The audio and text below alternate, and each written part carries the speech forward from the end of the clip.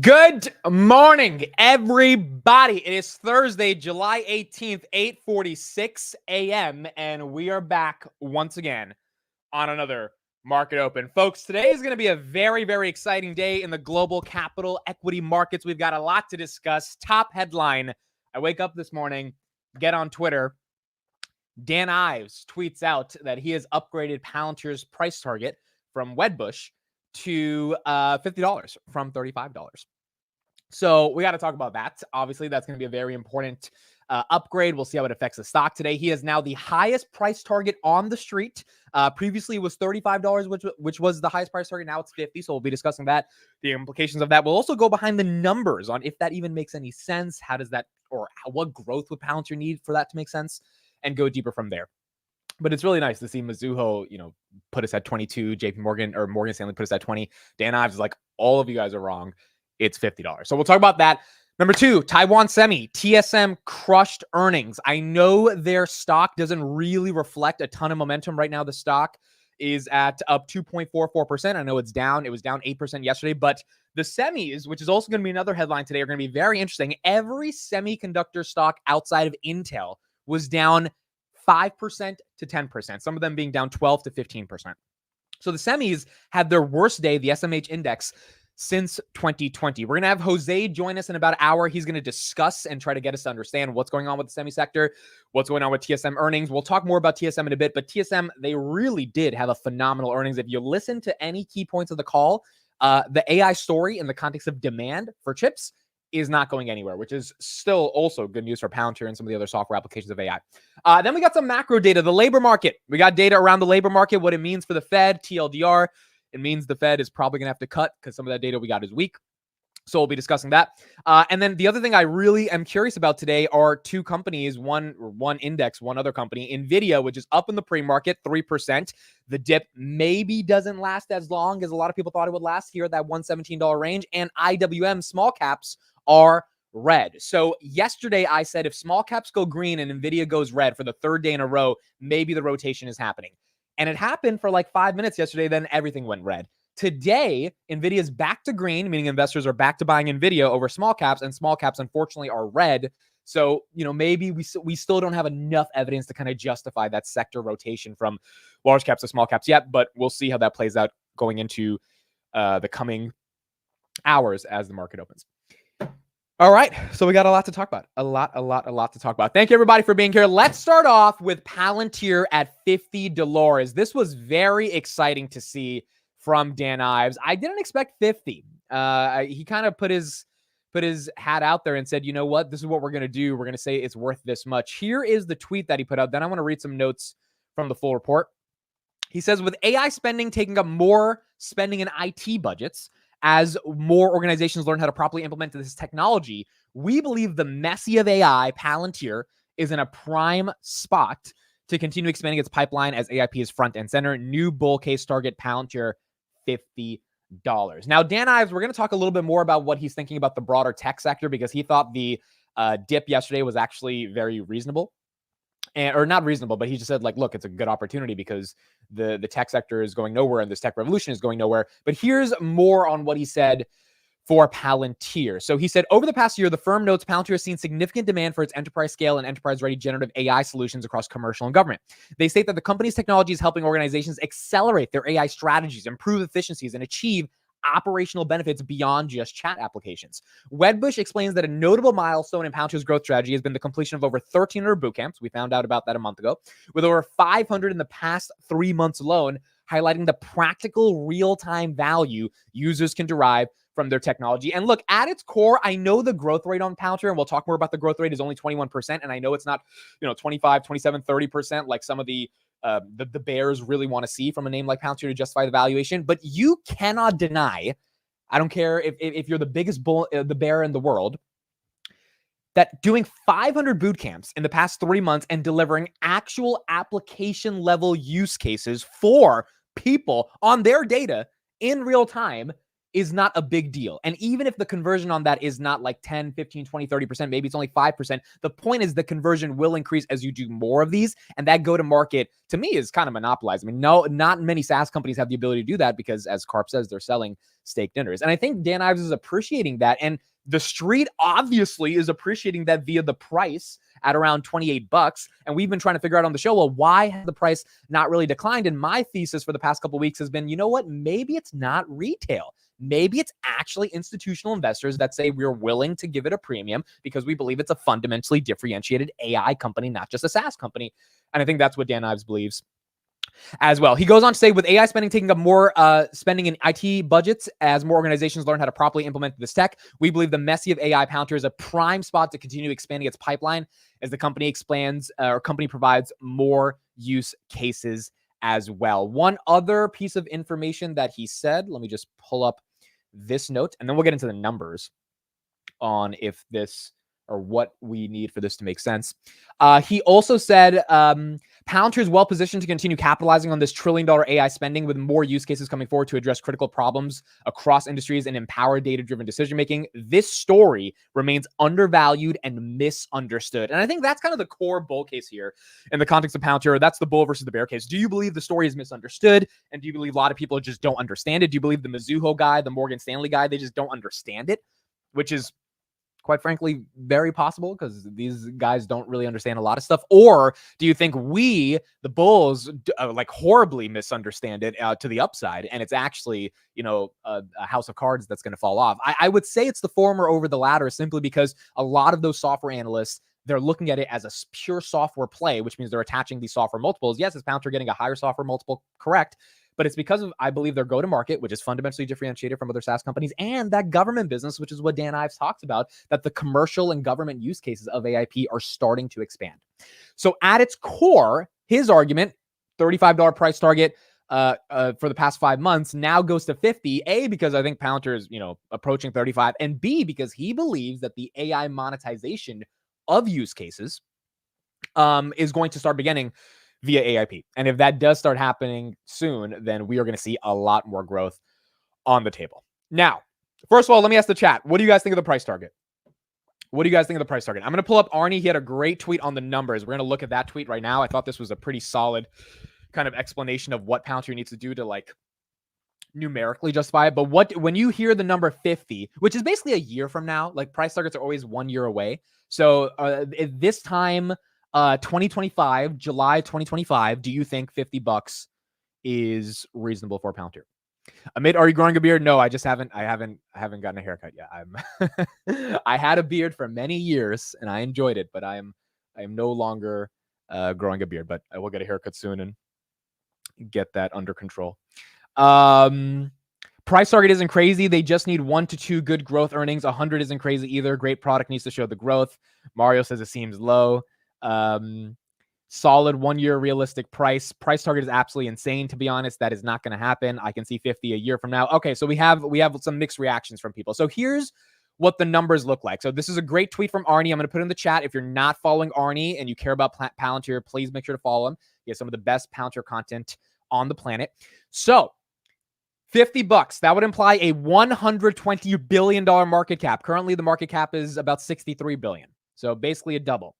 To reach $120 billion, Palantir needs 41x EV over sales on $3.2 billion in 2025 revenue, which would be 21% growth, or that would be a 33 multiple if we have 26% growth, or that would be a 31 multiple, which would be $3.8 billion in revenue in fiscal year 2025, which would be a 30% CAGR. So this is what we're looking at. Now, here's what Arnie says. The first case of 21% CAGR is aligned with analyst consensus estimates, which I consider very low given the growth of the business momentum. A 41x EV over sales for 21% growth sounds very unlikely to me, too pricey. So Dan Ives is very confident that it will exceed 21%, basically saying, hey, 41x is just way too much to pay. Therefore, we have to pay less, which means the growth has to go up for the multiples to come down. And so you would imagine that growth is going to come up. He then says, even at 30% growth, a multiple of 31x EV to sales is ambitious. Assuming a 35% free cash flow margin like last quarter, it would mean 90x EV over free cash flow, which is clearly high. Right now, it's about 63, but it is reachable. If the free cash flow margin expanded to 40%, it would be at 77x EV over free cash flow, which is more reasonable, EV being enterprise value. So that means either the free cash flow margins have to go up if the growth doesn't go up dramatically, or the growth has to go up dramatically if free cash flow margins don't go up dramatically, or both just have to go up dramatically, which would make this very easy. But in 1 year for both going up, we're gonna have to see, right, if Palantir can really execute at that. So then he says at 30% CAGR, the 2026 EV to sales will be 26x, which could be sustained if Palantir shares confidence in maintaining very strong growth, meaning more boot camps, more conversions, while capturing the AI opportunity or even accelerating. The business momentum is so strong in both commercial and government that I consider it to be in the realm of possibilities. I largely agree with what Arnie's saying. We'll probably talk more about it on Palantir Weekly tomorrow night. But in general, I don't think $50 is crazy. Do I think it's crazy by this year? If we stay at 21% growth, yes. I mean, like, it's just, we're not going to be able to justify that multiple at 21% growth. And I don't think the street would pay that much for it. But if we increase the growth 25 to 26, 27%, I could see things getting kind of crazier and getting to 50. More likely if we increase the growth to 25, 30%, which is going to be hard. But if we do that, 35-ish is where I see the year ending, just because we've already had so much momentum. We're up 70% year to date. But a year from now, which is what the price target says, is 50. It depends on the growth, but I don't think it's insane to say, if Nvidia's in the 200s and Microsoft's in the 550s and Google's in the 280s, like that Palantir goes up with the rest of them, if it is the de facto, in the words of Karp, AI SaaS company that Wall Street actually likes to see. And so we're going to see. We got Chris in the chat. We got Dan Ives is not making Chris's life better, dude. It is every time Chris is like, all right, I finally got a good day. Palantir's going to take a hit. Something in the community just protects us. Something in the community just protects us, whether it's a Dan Ives, whether it's a Mizuho short that only gets people more excited to buy the dip, right? Or not a short, but a downgrade. This is what Chris posted on Twitter yesterday. This is my biggest fear about my Palantir short. Math is on my side, but you guys have an army of dip buyers. And quite frankly, the army of dip buyers, even if math is on the bear side, is actually what makes a stock, I think, really incredible and resilient in the tough times. I mean, if Tesla didn't have an army of dip buyers, Tesla probably would have went, from 140 to like $90 when it was really bad, when sentiment was horrible, right? But you had people that were ready to take a chance on Tesla. Chris says, glad to see people discover opportunities for double-digit returns outside of big tech and semis. Now the question is, when will Palantir retrace, downgrade plus tech sell-off, and she's still holding strong? Not sure what to make of it. I mean, I think what to make of it is that Palantir simply has momentum in the context of not only AI monetization, not only people just willing to give it a premium because they think it's a cooler company and their go-to-market is fundamentally different. We'll talk about the Germany deal they got yesterday as well. I referenced that yesterday on the market close, but also because the SaaS names are boring. The SaaS names are fundamentally boring. And the market, if they believe enterprise AI is a multi-trillion-dollar opportunity, they're going to give a premium, even if the growth is not there, because they think the growth is coming to the companies that are capitalizing on that AI enterprise SaaS spend. And that might just end up being Palantir. So we will see.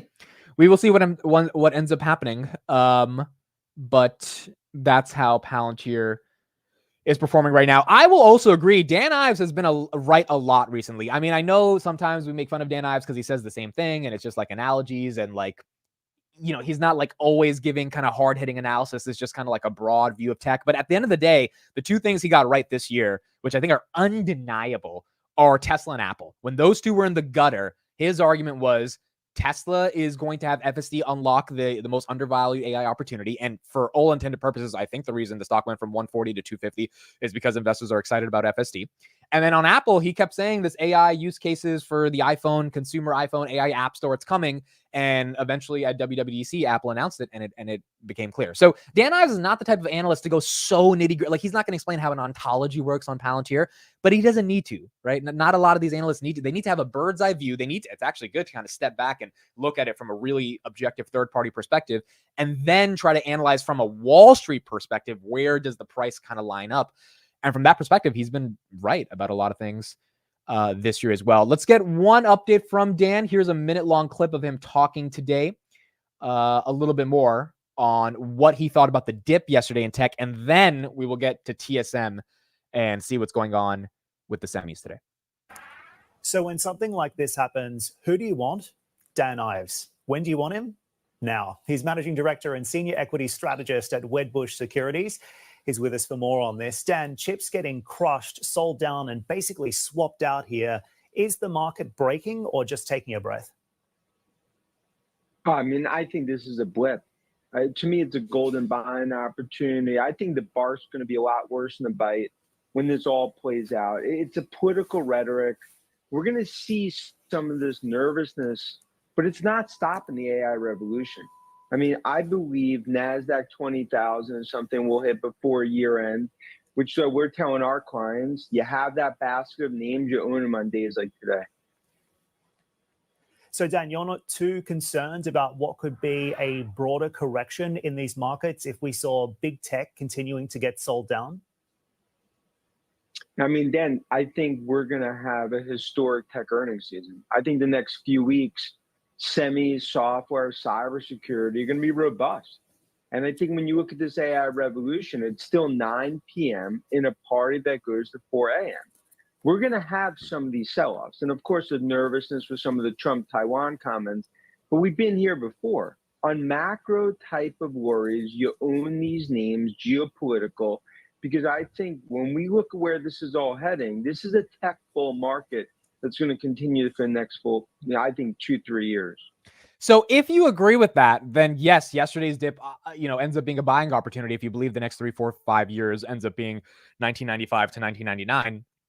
And we're going to get corrections in the middle of that, but that doesn't mean we're out of that bull market. Nvidia lost $170 billion of market cap. So, although it only fell 7%, when you get this big and you have this big of a run and you're worth almost 3 trillion and you lose 7%, like there's a lot of money that leaves the table. So it makes sense that it had a little bit of a rebound today. And now we're going to see kind of how the market plays it out as we actually get into the market open.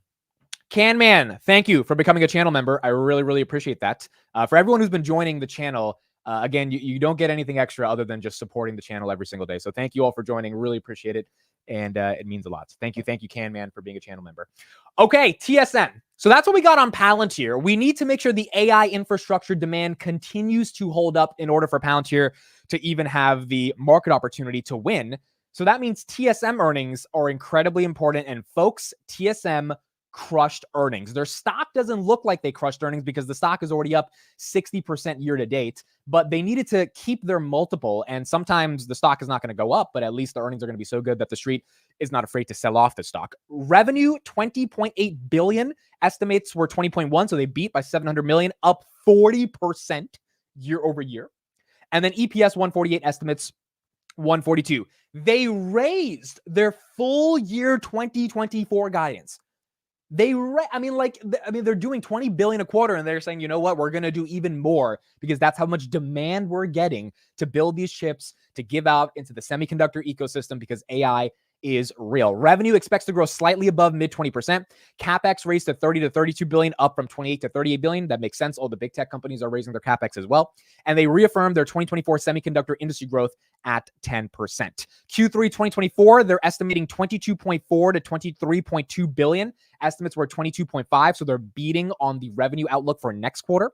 And their gross margins, the estimate was 52.5. They're doing 53.5 to 55.5. So even though it is a hardware business, they are still being able to increase those gross margins against analyst expectations. So it's not bad. Now, here's some quotes from this. We expect our business to be supported by strong smartphone and AI-related demand for our leading-edge process technologies. That right there is basically saying, hey, Apple's about to give us a shitload of money. And we know that from reports last week that Apple is like putting in a lot of orders to TSM because they expect to sell 90 million iPhones. Another quote, the demand for AI is so high, I have to work very hard to meet my customers' demand. We continue to increase capacity and hope to reach a balance sometime in 2025 or 2026. This is what the CEO said. Now, this sentence is very important. This is the same sentence we talked about on the market close yesterday when we were analyzing what would happen for TSM, because this is exactly what they said 3 months ago. 3 months ago, TSM dropped almost 15% because they said they had too much demand and they didn't know how to increase capacities to supply the demand. And it was the stupidest sell-off because it's like, dude, that's a good problem to have. That's not a bad problem. It rebounded within like a couple weeks. And they're saying the same thing right here. Hey, we don't know how to fill all this demand, but we do have a lot of demand. Another quote, our customers are doing very well and we should be doing well. Pricing is an ongoing continuous process. We have not changed our overseas expansion plans. TSM is on track for the volume production of N2 technology in 2025. And they highlighted the rising costs due to overseas expansion and high power prices in Taiwan. However, they did not explicitly say they're going to charge their customers anymore.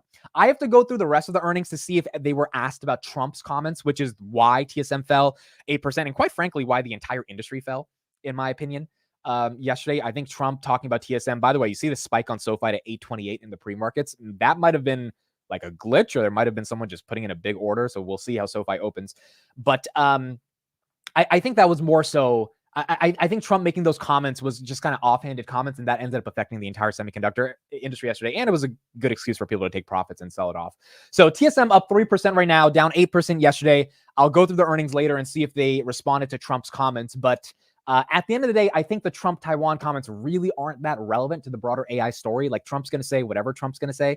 The question is, do they have the demand, and are they willing to grow into not only the expanded gross margins that the street wants to see, but also the ability to supply that demand? And it seems like they're working their ass off to do so, and the street's getting ready to give them that momentum. Now, what does TSM mean for the broader semiconductor sector? Let's go to the semis list right here. As you can see, all of them right now are up in the pre-market. Dell is up 1%, Lam Research 2%, ARM is up 2%, Marvell 3%, TSM 3%, Qualcomm 2%, Nvidia 3%, SMCI 2%, Intel 2%, AMD 3%, ASML 2%. Are they all up because yesterday they all took a tumble down 10%? Yes. However, if TSM had a crappy earnings, I would imagine all of them would be down another 4 or 5%, and we would officially be starting a little bit of a like realistic correction in the semis market, because if any of these companies, particularly TSM, Nvidia, AMD, and I would say Broadcom, if these are the kind of the main ones, and really it's Broadcom, Nvidia, and ASML, if those guys show major weakness, the rest of the guys like Dell, that is doing the server capacity for IT infrastructure, or SMCI, same thing with their building the servers for the GPUs, they don't get the benefit of anything if the top three guys don't show that chip demand is high and that GPU demand is high as well. And so those three companies, ASML, again, slightly lower guidance, but not to the point where it's concerning. All three of them so far are indicating, and Wall Street's indicating through their internal checks on Nvidia, because they don't have earnings yet, that they're all crushing earnings. And if they're all crushing earnings, maybe the semis dip does end up becoming a dip as of yesterday versus a full-on correction. Gene says, I can't believe Dell is an AI play. Yeah, and you know what? I think Dell, we'll talk about this later, I think Dell might end up becoming a crypto play, because it really feels like Michael Dell, either he personally is buying Bitcoin or he's putting Bitcoin on the balance sheet. But we'll see if that happens for Dell. But in general, TSM, great earnings today. We've got Netflix after the bell. So we'll be here live at 3:45 and we'll listen to Netflix. I kind of feel like Netflix is going to do good. I know they're not going to show the subscriber numbers, but they already took a 20% sell-off after earnings last time. For them to take another 20% sell-off now that the street has digested kind of their trajectory, it would just be like the street being stupid. You know, like they already know, they kind of know what to expect. So I think as long as they come within expectations, Netflix has, 7% move to the upside or downside, but nothing as violent as it was last time. But there you go. So TSM continuing to gain some momentum, and that is good for Palantir as well. Could Palantir get to $30 today? We'll see. I mean, the real question today is going to be, how does the NASDAQ continue to respond from yesterday? So let's transition to some macro now. QQQ up 0.85% on the day. The NASDAQ had the worst day it's ever had since 2020, I believe, if I'm not wrong. Yeah, going down 2.5%. Or maybe not since 2020, but maybe in a year. I think that's more accurate. Basically, in a year, it was the NASDAQ's worst day, and it was actually more than 2.5. It was 2.94%. The S&P also had its worst day in about 6 months, going down 1.4%. We haven't seen a 2% down day on the S&P since last year. So it's been about 350 days. So the S&P took a little bit of a tumble. The NASDAQ took a tumble, but how long does tech get sold off? In 2021, we would see multiple days, or 2022, of the NASDAQ taking a hit. 2022, yes. So Mark says stop being dramatic. Yeah. So we haven't had a day as bad as we had yesterday since 2022, but still, I mean, it's been 2.5 years. That's 2.5 years we've gone without the NASDAQ going down 3% in one day, and it happened yesterday.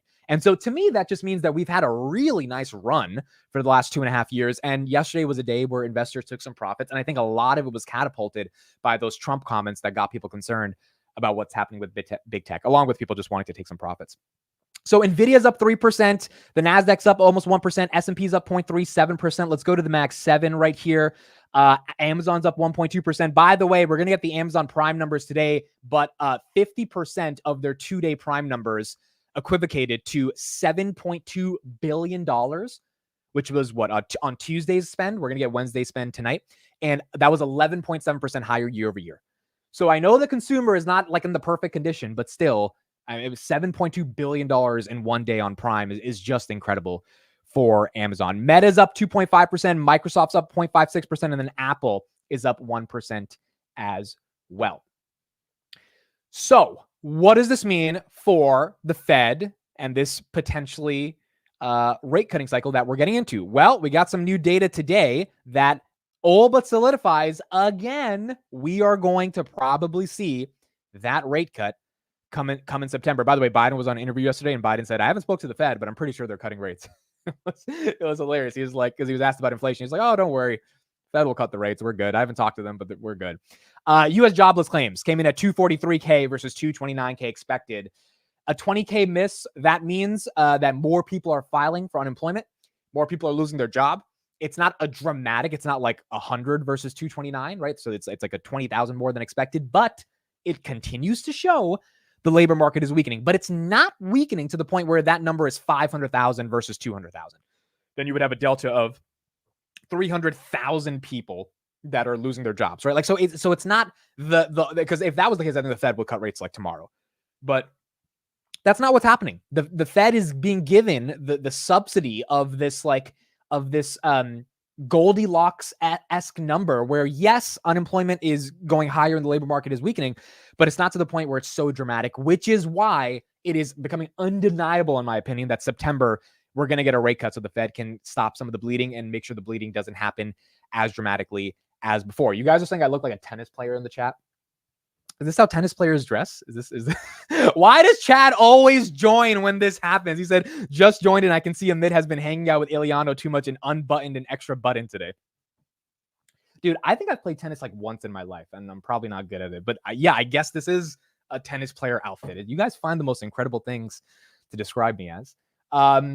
But anyway, it really does seem like the Fed has been given a golden opportunity here. Labor market is not weakening that dramatically. And as a result, the Fed is like, okay, that's why I think Jay Powell's smiling in all these conferences because he's like, dude, we fucking pulled it off. Like somehow, like there's still work to be done, but they raised interest rates the highest they've ever done in 40 years after the government, Biden and Trump, printed $7 trillion.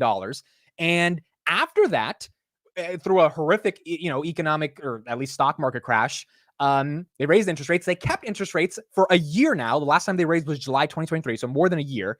And it does seem like as the stock market goes up and unemployment goes higher, they didn't cause this catastrophic recession. They got potentially that soft landing. Now, there's more work to be done, but the unemployment data we're seeing is signaling that it is not as bad, but it's bad enough to cut rates. And as they cut rates historically, we should hopefully see some momentum in the labor market, which eases any risk of a recession with the tailwind of AI creating so much more momentum and growth for the broader economy, along with productivity increases. Is Bitcoin going up as well? So I don't want to say the Fed completed their job, but it is really incredible. Yeah, Bitcoin right here, 65,000. How the Fed has been able to navigate this. And the labor market data that we're getting just goes to signal again that the market is weakening, which is why you're going to have to cut rates. On top of that, inflation is coming down. Look at oil. Oil is down another 0.27% today. Yesterday, it was down 2.4%. The 10-year is getting ready to hopefully go under 4. It's 4.185. It was at 4.2 for about 3 weeks. It spiked to 4.4 a couple of weeks ago on some bad data, then came right back down after we got the CPI print. It seems like the Fed is going to cut in September, and that means companies like SoFi, theoretically assets like crypto, interest rate sensitive names, potentially IWM. We'll see how they do, but it fits in the narrative that these companies will end up having a good next couple months. And so we'll see. We'll see what happens as we get into the next couple months. Put a sweater over your shoulders and then you'll look like a rich golfer. That's hilarious, dude. I need to golf. I need to do more on that. I've never gone golfing before, but I need to. I think I went to at the, what do you call it, the Top Golf? Yeah, I couldn't hit the ball, dude. It was bad. It was very, very bad. I was not good at it. Guys, I played basketball my whole life. I started freshman JV point guard in high school. So don't ask me how many games we won or lost. Don't ask me how many points we scored, but just know I started JV freshman point guard. And so, yeah, for anyone who thinks I'm not athletic, there you go. Okay, couple things on Dan Ives that also indicates into the AI trade as well. He says, we believe the Trump trade which is becoming this new term on the street, does not ruin the AI revolution thesis tech bull market. The Trump trade means when Trump gets elected, what stocks suffer, what stocks don't suffer, or what industries. Dan Ives says AI is going to keep gaining momentum. The bears narrative on China geopolitical worries we heard loud when NASDAQ was 5,000, 10,000, 15,000 since 2016, and we will again hear them, but we believe tech stocks go higher into the year end and 2025. So Dan Ives is bullish. He is very, very bullish. Now, another thing right here, going back into the argument around what he's saying around the tech market, is Microsoft. Bank of America raised the Microsoft price target to 510, given Copilot upside is increasing. Dan Ives said the same thing about Copilot upside, but he has a 550 price target. At 41 times free cash flow for 2025, we believe shares are pricing in a fair amount of upside. However, with a Copilot driven acceleration in the Office business coming, which is a $30 per month subscription per seat, we do not see the multiple compressing. While channel commentary does not suggest Copilot is seeing significant incremental traction, 4 of 10 partners cited it as a driver of revenue growth in Q4, meaning 4 clients that are using Copilot in their enterprise are saying, hey, this is helping us gain more revenue, which from the analyst perspective, Bank of America is good because that means they're going to keep paying it, which means more revenue for Microsoft. We reiterate our buy rating and are raising our price target to 510 to reflect potential upward revision to full year 2025 office growth of potentially 20% by Q1 full year 2026. So we will see today at 9:30 if yesterday's dip was just a small dip in the broad scheme of this tech market, or if this dip actually has legs behind it and if it continues. Why are you guys making fun of how I say golf? Like, it's golf, dude. Like, it's like, I know you think it sounds like GULF, but like, it's like, how do you say golf? We're going to see how Google says it. Oh, yeah. Google's going to fuck me up on this one. Look at the pronunciation of this GAALF. Look at how they're even trying to pronounce it. Golf. Golf. Golf. I like my pronunciation better. Golf. I like mine better. I like mine better. How do you guys say golf? Golf? Golf? What are we from? Long Island? Golf? It's golf, bro. It's golf. It's not golf. It's not golf, dude. It's golf. I don't know. I don't know how you guys say it. You guys, I don't think you guys know how to pronounce certain words, dude. You guys don't even know how to pronounce turquoise. Like, it's ridiculous. All right. SoFi 786. Where's Robinhood? Where is 24.29 on Robinhood? Robinhood had a great close yesterday above $24. We're continuing to maintain 24, which is so important for Robinhood, because if we can get to in that 24 level, by the way, the Vlad full interview with Fortune came out yesterday. We can probably watch it at the end of the show. But if we can continue to maintain 24 going into the Bitcoin upcycle, hopefully in the next couple months, and the earnings season going up, and that's going to be really good for Robinhood. So really nice to see 24.30 there. And Vlad, when I watched the interview last night, he seems pretty confident on what's happening in the broader ecosystem. So Robinhood right here at 24.30. Where's Palantir after hours? Palantir or pre-market 28.46. I think a run to 29 is not crazy given the upgrade we got today, even if it gets sold off. But remember, Dan Ives, whether you like him or not, he talks to thousands of clients that care about what he has to say. And so when he says, hey, we think this thing's going to 50, a lot of those clients, they don't have time to really do that much research. They pay Dan Ives a lot of money because he does the research and they trust the research. And so if he says it's 50 and the stock's at 29 and they got a 1 year, price target on it, they're like, okay, so let's buy, a couple million shares of Palantir at $29 and we'll sell it if it gets to 50. It's not that hard for a lot of these analysts or these street firms to kind of conceptualize the price. But it really depends on if they believe in Dan Ives or not. And today we're going to see if the street buys it up based on ultimately what Dan Ives put out. So that's what we got in the context of big tech. Okay, let's talk about Domino's. So Domino's is not looking the best right now. Domino's is not looking the best right now. You guys are still making fun of how I said golf. I think you guys are saying it wrong, dude. I think it's really you guys. You guys say plethora wrong. You guys say tortoise wrong. You say golf wrong. Oh, shout out to Sam. Sam is in the chat. Sam is my friend from high school, Munin, who's of course she joined when I'm fucking saying the words wrong. Sam is going to get started on YouTube pretty soon. She's like getting into the creator game. So IDK, how to pronounce golf versus golf either. See, it's golf. It's just golf. There's no golf versus golf. It's just golf. So shout out to Sam. Sam, you're the only person from high school who I think even knows I'm on YouTube, dude. Like, I wonder if any of my friends on high school know that I like do YouTube. I would imagine they don't. But if they, dude, I couldn't imagine any of them watching me. They'd be like, who is this? What the fuck is he doing talking about stock? Like, they would not They would not understand it at all. But yeah, shout out to Sam. Okay, so Domino's, DPZ. So DPZ is down 14%, folks. Now, this is a little concerning for the consumer. I said last earnings that, Domino's, which was up 10%, that means the consumer's fine. People are eating pizza. If people can eat pizza, you guys have a problem with how I say pizza now? Are you guys going to critique that? If people are eating pizza, then that means the consumer's fine. If people can afford a $30 large pie with some breadsticks, then we're good to go.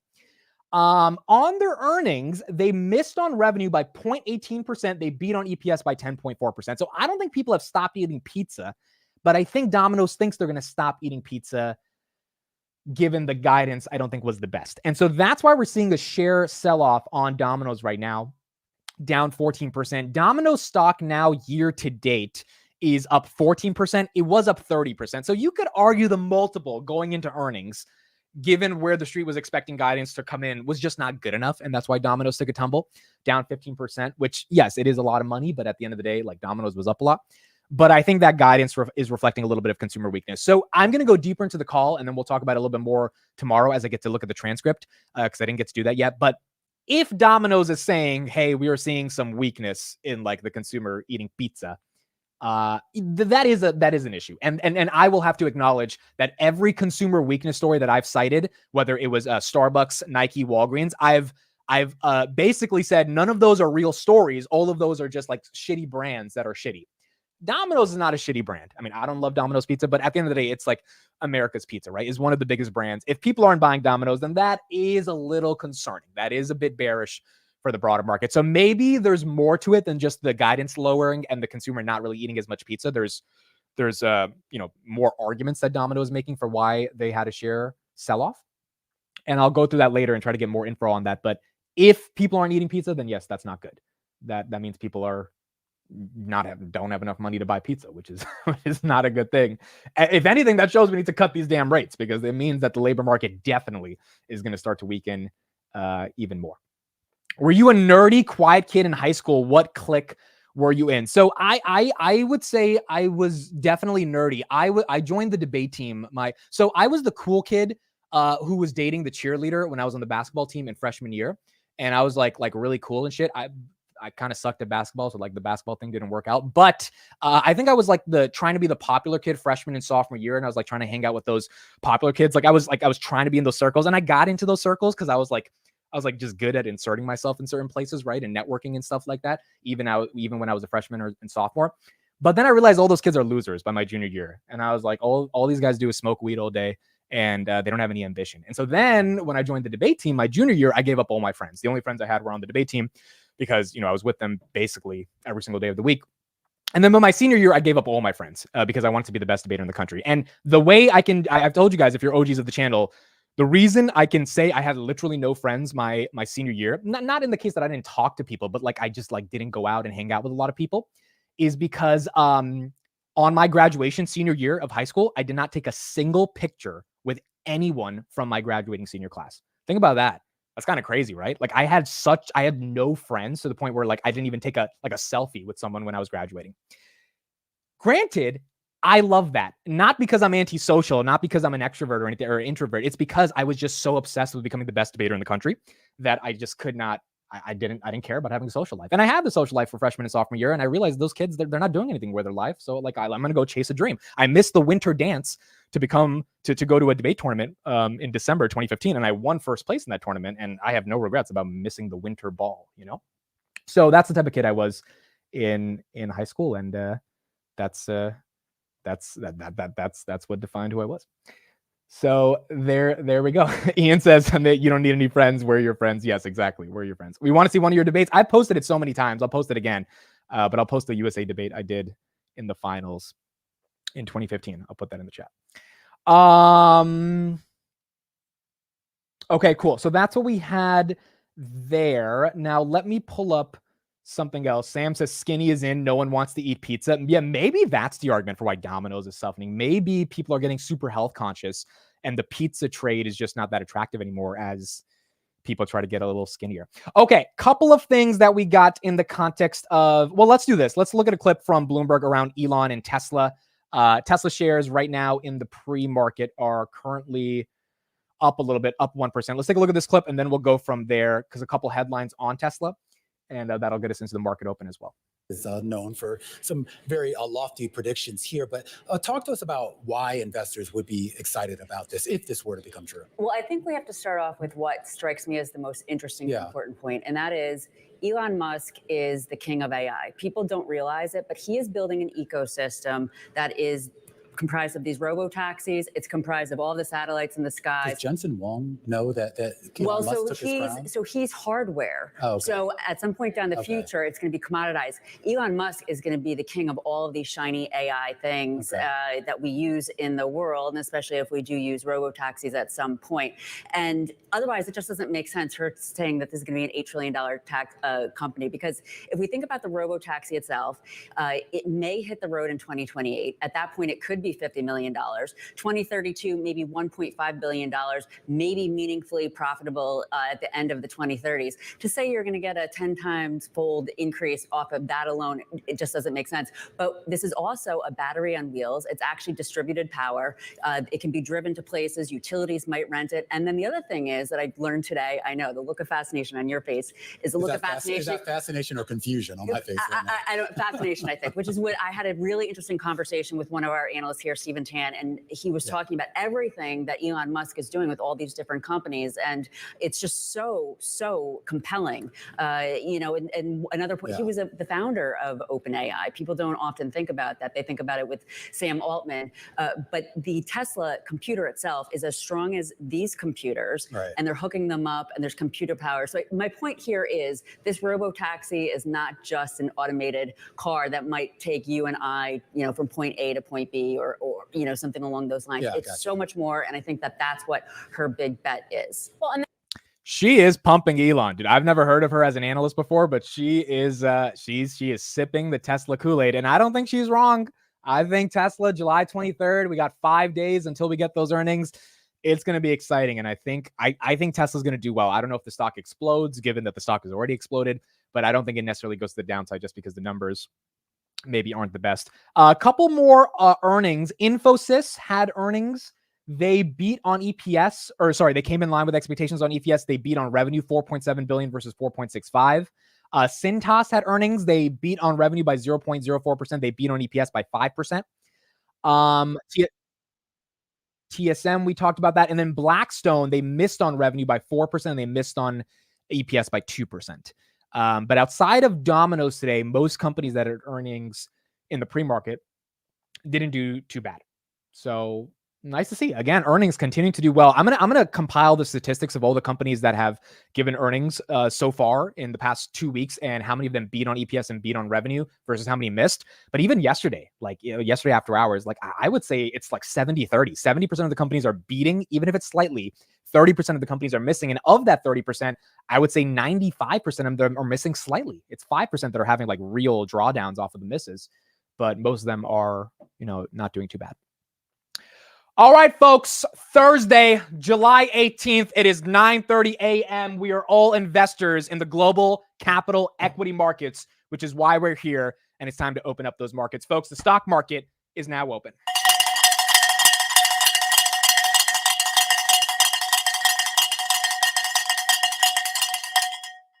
Wake your ass up. Here we go. Tesla opens 250, up 1% on the day, 1.123%.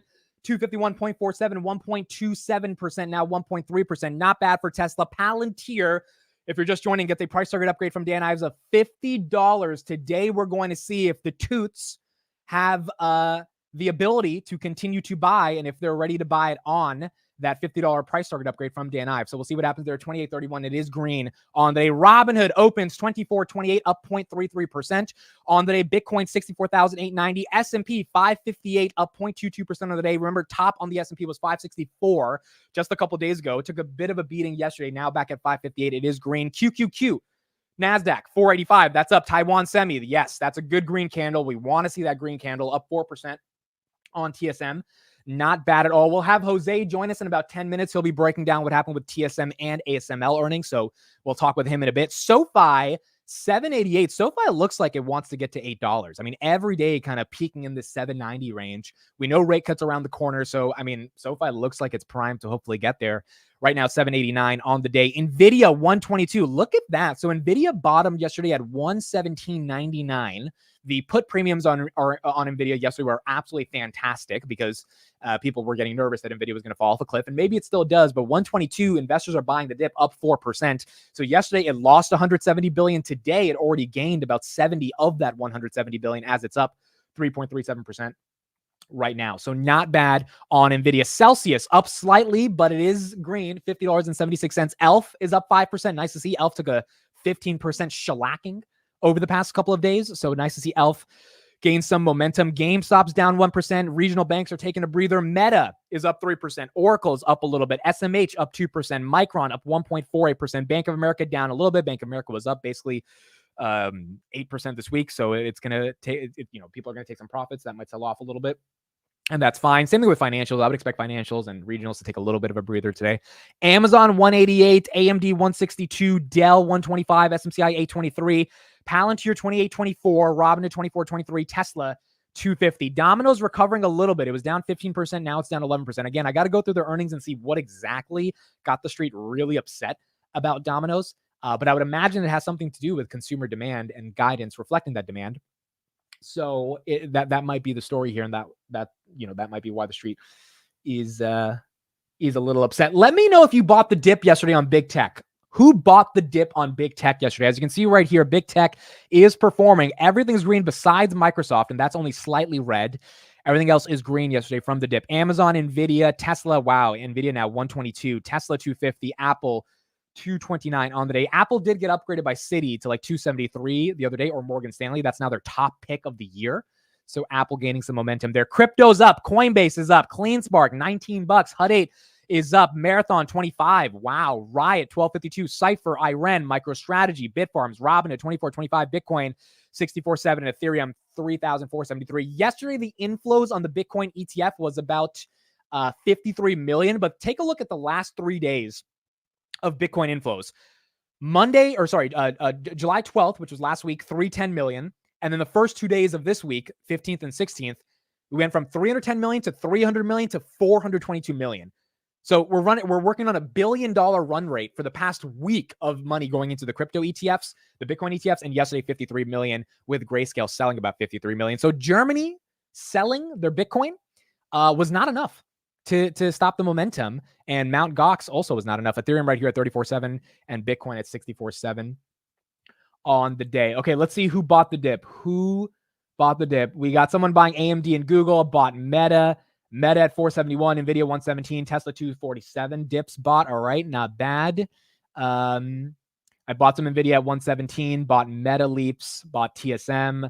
Dougie bought some dips. All right, so it seems like people definitely bought and see the chat is sort of an indicator of the broader market of people thinking like, hey, this dip is not really that scary. And that's the thing. If we're in a market where dips aren't scary, and this is the beautiful thing about the US capital markets, is like dips are seen as opportunities, right? When someone fails at something, you get back up on your feet and you try again. So if a stock fails on a certain day because of XYZ CapEx expenditure increase, in the US market, people are able to say, well, that's an opportunity, versus saying we should be afraid of putting our capital there. And that level of just like raw desire to invest shouldn't, if it leaves the United States is over, right? And so I think that is so important that people have, and a lot of times people are wrong on that, but maybe in this bull market we are in, these dips are treated as opportunities. I mean, we saw that with Salesforce. Salesforce fell to 212, now at 251. It's still down from that 280 top, but investors had the desire to say, hey, this company is doing $40 billion a year. There's no reason for it to be trading at this level. And they ended up buying the dip. Value is down today. Verizon's down. AT&T is down. Financials are down. Bank of America is down. So we saw the transition from growth to value yesterday, and that lasted 24 hours because now the transition, at least so far, 5 minutes into the market open, is value to growth. Let's look at Berkshire Hathaway. There you go. Berkshire is down. Yesterday, it reached a 52-week high. Today, it's down slightly because the market bought the dip on growth.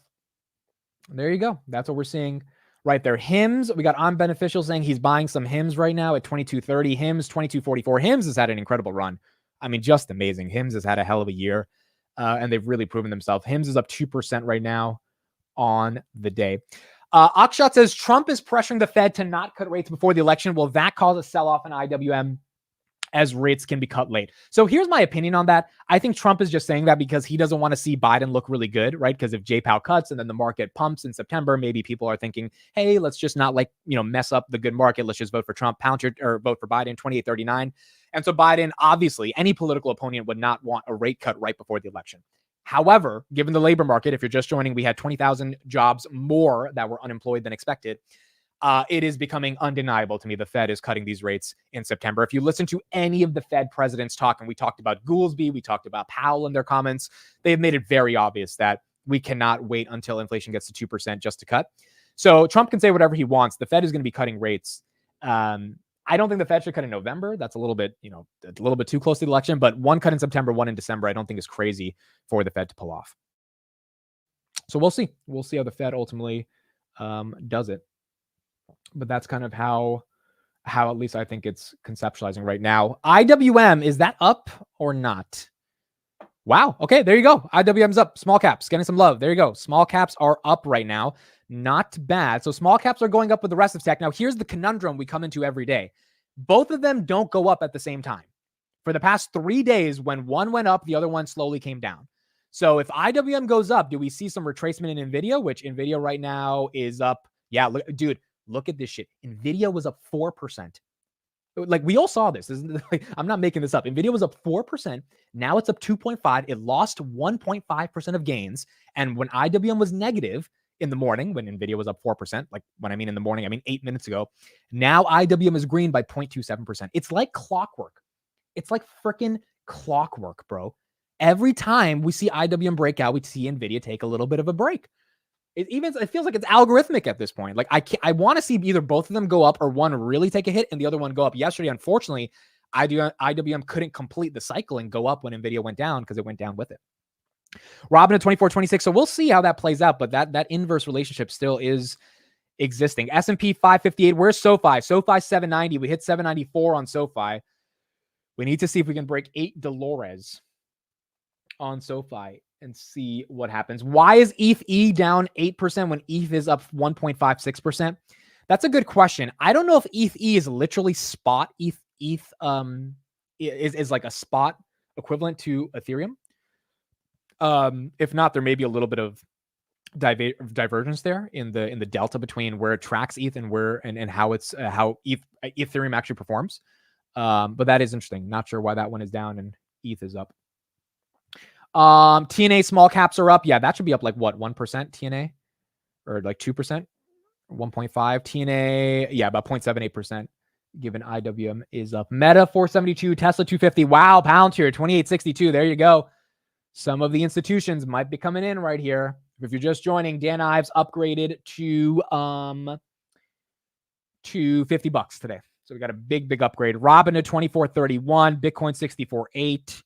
TSM up 2%. And SoFi, it's trying. SoFi is really trying. Let me see the resistance on SoFi. Let's go to SoFi. Let's see, folks. What do we got on SoFi? What do we have on good old Fi of the So?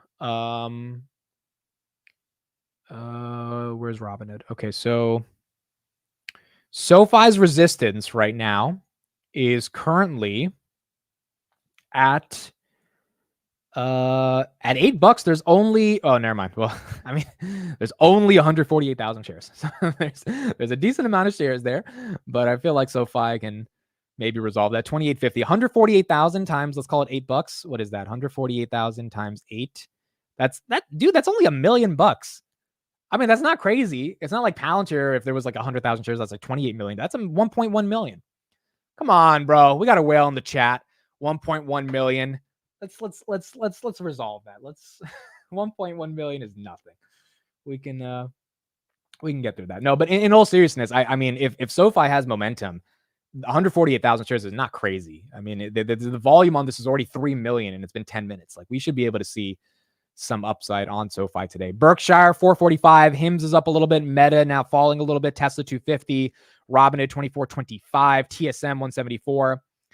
So market's coming down a little bit, still green, but we are seeing a little bit of a sell-off right here and small caps starting to rise more, which is why Nvidia, small caps now up 0.3. Nvidia is down. Look, I mean, dude, it feels like clockwork. Nvidia was up 4%. Now it's up 1.8. Now it's not even up 2.5. Now it's down another 0.5% as Nvidia goes up. There you go. There you go. Fine, I'll take my 1.1 million cash from under the pillow and buy SoFi. Does anyone actually hold cash in their house? Like, do you guys have do you like have a plate, not like literally under your mattress, but do you have like cash? Like I don't think I have any cash, dude. All my money is in the digital cloud of Bank of America and Robinhood, and like I don't really have cash. Like I don't even have a $20 bill, dude. Like I don't hold cash. I usually pay through.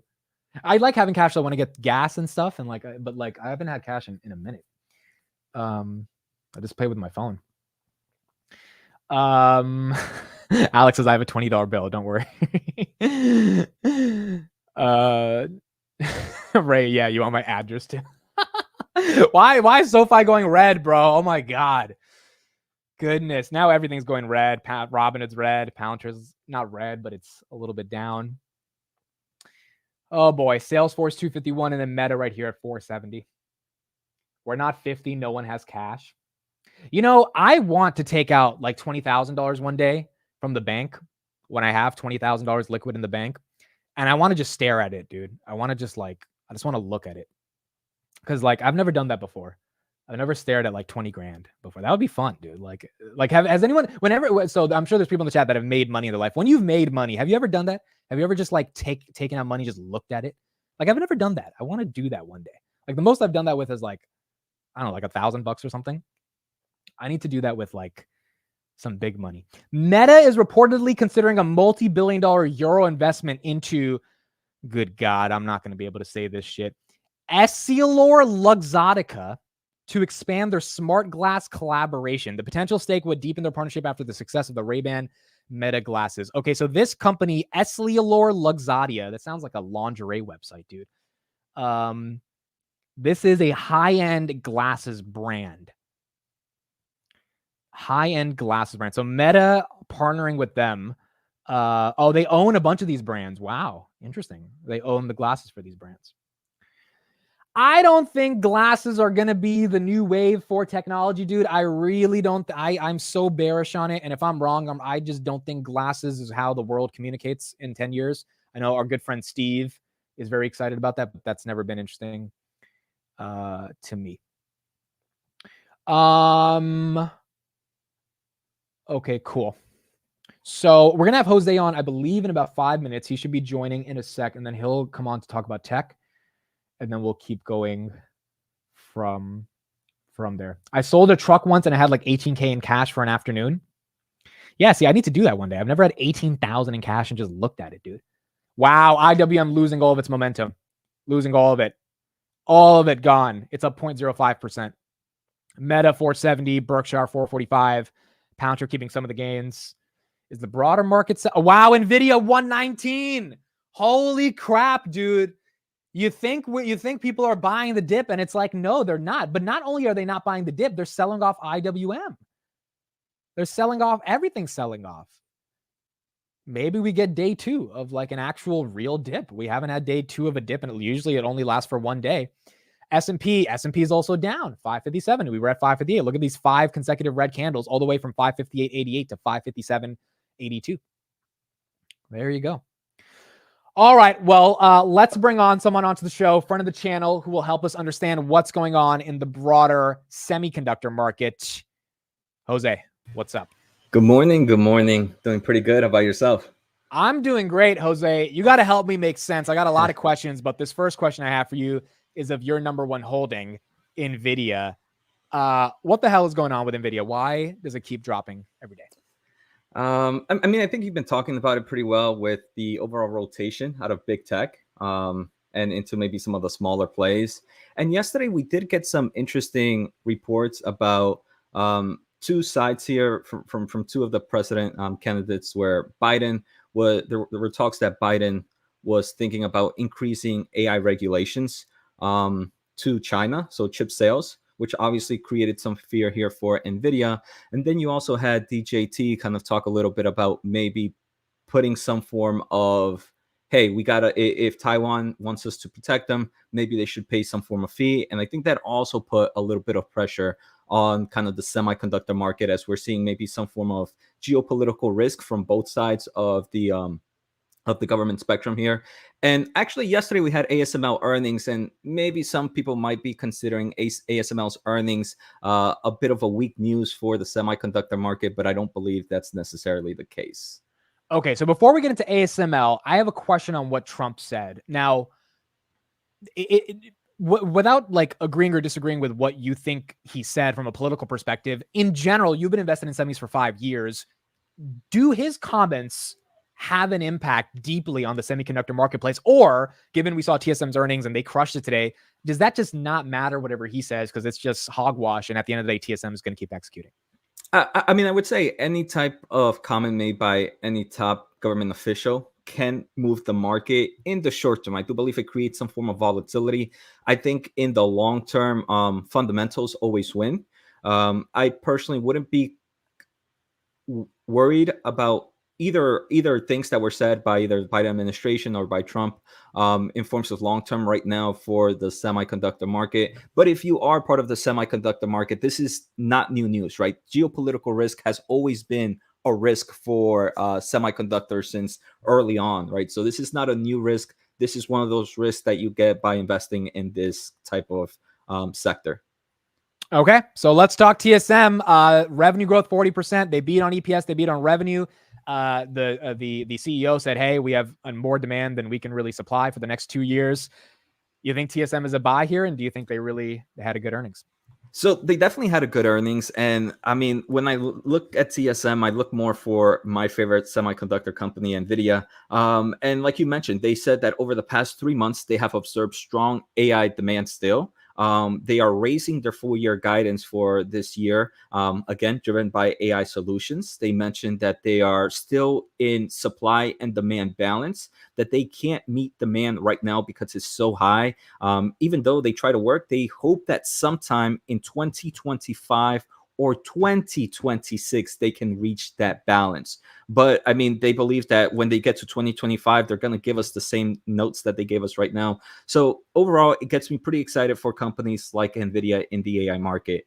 I've pretty much mentioned this in previous times that I've been here, where I don't think TSMC is a bad investment. I think TSMC is such a big company that no matter how it moves, it pretty much moves the semiconductor market. So instead of spending time really focusing on TSMC, I'd rather just invest in a semiconductor ETF because I believe the returns will be very, very similar. If TSMC outperforms the semiconductor market, I don't believe it will be by a big amount. So for me, I'd rather invest in certain semiconductor stocks. I'd rather invest in an ETF opposed to individually. And that's where TSMC falls for me. Well, that's a great answer to this question right here. Dirk High said, please ask, what about the ETF for semiconductors or individual stocks? So you feel in the semi sector, particularly with TSM, if TSM goes up, your risk is limited by investing in the semis ETF like SMH or iShares because it's a reflection of TSM's demand versus the actual geopolitical risk of just investing in TSM. Yeah, definitely. So I think there's a lot of big semiconductor companies, especially those that deal in the semiconductor equipment is, in theory, right? If you're buying more manufacturing, if you're buying more semiconductor equipment, it means that the whole semiconductor market is going to do good. So your returns of those companies doing good are also going to be reflected in that ETF. So when I invest in semiconductor companies, the first question I ask myself is this a company that I believe can outperform the ETF? And usually if the answer is yes, it also comes with that downside risk, right? Because if you're able to outperform an ETF, it means you're most likely also able to underperform the semiconductor ETF as well. So I tend to focus on high growth plays here. Like, Nvidia, AMD, recently made an acquisition, position in Air. Marvell Technologies are another one that I am invested, but probably 5 to 6 are all my individual semiconductor stocks that I own right now. Okay, Jose, I need 1 minute to take a break from me interviewing you because we do have some breaking news that is very important. Our good friend Chris Patel has closed out his short position on Palantir. So, and I know you have some Palantir, Jose. So this technically helps you. Chris Patel says, I closed my iron condors for a slight loss. He lost about 500. He just put in the chat. As much as I believe that Palantir should retrace much lower, I'm not dumb enough to chance it, especially with earnings coming up and analysts like Dan Ives pumping high prices. That makes no sense. So he's doing it with a little bit of a little bit of meanness there. Couple this with assignment risk by Robinhood. It's not worth it. At the end of the day, it's about managing risk. I'm going back to sleeping peacefully. So there you go, folks. I gave a little quote tweet, which is, we got him. We got the job done. We got him. All right. Well, $500. It was Chris spent $500 for our entertainment for the past couple of weeks, basically. Okay, so let's talk about ASML. First off, before we get into the earnings, what the hell does ASML really do? Because I don't think anyone really knows. So why are these guys so important? Yeah, so ASML creates an equipment that is needed to manufacture semiconductor chips. The great thing about manufacturing semiconductor chips is there's numerous steps. There's you can say at least 10 steps to manufacture a chip. They own a monopoly of one of those steps, and one of those steps is super, super, super important. Without their machines, you pretty much couldn't manufacture chips in general. So they pretty much hold that monopoly in that chip. The machines that they call are DUV or EUV, deep ultraviolet or extreme ultraviolet machines, and pretty much are the chips that are meant to build all these AI chips right now. So yeah, that's a quick breakdown of what they do. Okay, so their earnings, they lowered their guidance for next quarter, but they kept the 2024 guidance the same. Street dropped them 12%. Mm-hmm. Why do you think was it just the shares were up a little bit too much for the year, or was it something more serious in the earnings? I think a lot of investors, because we keep hearing about this chip shortage in forms of AI, right? We heard from TSMC that, hey, look, we can't keep up demand. We can't keep up demands because we don't have enough supply. So I guess many investors are thinking is like, hey, look, if they can't keep up demand, then that means that these big players are going to go out there and buy a lot of semiconductor equipment, right? But that's why I mentioned earlier on that it's very important to understand that it's not just a one step to build semiconductor chips. There's 10 different steps. The step that ASML kind of has a solution for is not where we have the backlog. It's not where we have kind of the shortage in that. We have plenty of that. So I guess many investors were hoping that ASML was going to see a boost in sales right now because of this AI chip shortage. But if you are familiar with the overall manufacturing process, we know that that's not the process that is seeing the tightness in. It's a lot further on. It's called the back-end packaging, like their CoWoS packaging that TSMC uses, and that uses a whole different type of equipment. So I think maybe some investors were hoping to see a beat there, but ASML, I think it's going to do fine. This, unfortunately, is very similar to me, like TSMC, where I would rather invest in a semiconductor ETF opposed to ASML because it's such an important player. I think it's just going to move with the market. So Will says in the chat, ASML is expensive, but for a reason, basically saying what you're saying, Jose. Basically a monopoly. ASML's bookings are through the roof. Long-term, it is great stock. Doubled my position on the dip yesterday. So it seems like there's appetite, which goes into my next question, Jose, from the broader market to buy the dip on semis. Yesterday, semi stocks had their worst day since 2020. I think that was the stat. I meant to say semis had their worst day since 2020. I said the NASDAQ in the morning, but semis had a very tough day. Most stocks were down 7 to 10%. The entire ETF was down 8%, which is a big deal for an ETF to go down. Do you think there is any cyclicality baked in to the summertime and or the next 6-7 months? Or do you think, yeah, it might be cyclical, but because we're in the beginning of this AI revolution, any of those dips are just moments to get in because the cycle has 4 or 5 years left? I think there's opportunities left. And the semiconductor market and the market always punches you in the face when you think nothing can go wrong. I believe there's the risk that we might see a quarter or two of weakness, maybe due to some supply chain issues. I believe if we get those, the market is going to completely overreact, and that's when I believe I'm going to put a lot more money in the semis. I think there are certain companies, I believe AMD in the 150s, if we get to the 150s, the 155s, is pretty attractive. Nvidia, the numbers I'm seeing for Nvidia are insane of what we are expected to get in the upcoming years. So if we see Nvidia in the 1 teens, I think that's also pretty attractive. And Another one that I'm very familiar with, Marvell. Marvell in the 70s, high 60s is one that I am enjoying right now. I think the AI plays are going to be very volatile for now. But in the semiconductor market, right, there are a lot of other industries. I think right now, no one's paying attention the semiconductor companies that deal in the automotive market. And I think those are the ones that we should really start to look at. Air Technologies is one that we talked about a little bit here and there. Is up. It was at like $10 less than 3 months ago. Yeah. This one got some push because it is making some AI moves, but it is mainly in the automotive space, in the EV space. And I think we are getting clear signs that maybe the EV space is picking back up. And I think that that's where, even though it's not popular, it's not cool right now, I would say that's where we should be looking at right now, automotive companies or chip companies that are in the automotive space. All right, so Jose, we got Palantir right here at $28.96, trying to make a run for $29 again. You have some Palantir. Dan Ives put out a note today saying that the hardware AI infrastructure build out is starting to, in his eyes, based on the use cases he's looking at, the clients he's talking to, come to the software application. Do you agree? Do you think software names are finally going to see the benefit of all this data center build out to justify spending on GPUs? I think so. I mean, I think for AI to really evolve, you needed three things. You needed the hardware to be able to handle this kind of capacity and computational power. And that's what we're getting into. We're improving that. And that's where we're at right now, thanks to Nvidia GPUs. The second is kind of data to be able to train, to be able to use that computational power. And I think there's plenty of data right now by a lot of these companies. And the third thing is the software that will be able to utilize that computational power and that training or that data and be able to create a product. So I think right now we have all three of the ingredients that are needed. So now these software companies need to go out there and really showcase these products right now. So, I mean, Palantir with their AIP, I think is going to be one of the best ways for them to show it. And with the plenty of data that they have and the computational power that we have, thanks to Nvidia GPUs, I think it's going to be a really nice time for the software space. So given how much you've studied the semis arguments, your argument is pretty obvious that all the semi build out has to have a software use case. If it doesn't, aka something like a Palantir or some of the other names, if it doesn't, then like why are companies building it out, right? Is basically your argument. Yeah, definitely. I mean, it's just like any form of technology, right? You can have the greatest form of technology, but if you don't have a use case for it, there's no point of actually building it out.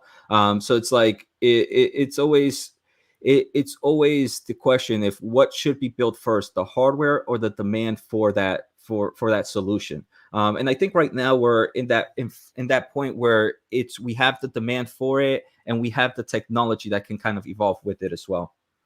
Right. All right, Jose. Everyone, Jose's Twitter is in the chat. Jose, please make sure to follow him if you're not following. I'll put his YouTube as well. One of the best commentators on the planet when it comes to the semiconductor ecosystem. Jose, one last couple questions for you. Intel went up because it looks like Trump said he doesn't like Taiwan as much. Does this make any sense to you? It would, because Intel is building a lot of manufacturing plants outside of Taiwan. It's building a lot here in the United States. So investors are saying, hey, look, if we're going to see some pressure in TSM, maybe we might see some more strength in those chip manufacturers that are building here in the inland. So I think Intel is benefiting because of those remarks. But at the end of the day, I believe fundamentals is what's really going to drive these stock prices. All right, there we go.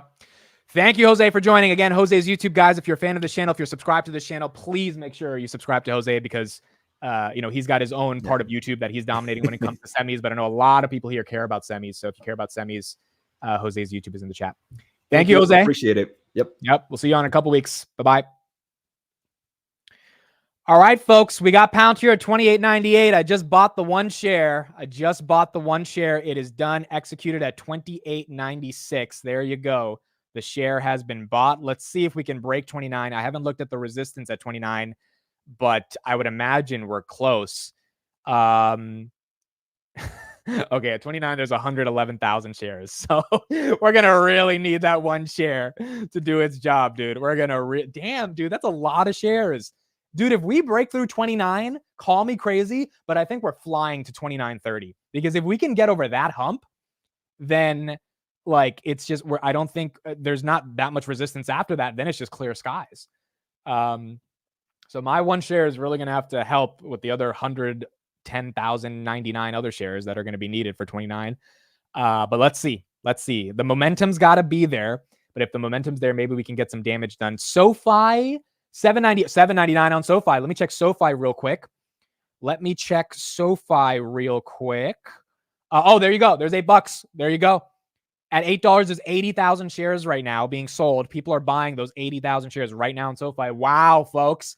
Look at that. There you go. Where's Palantir? Oh, there you go. Palantir 29. We broke it.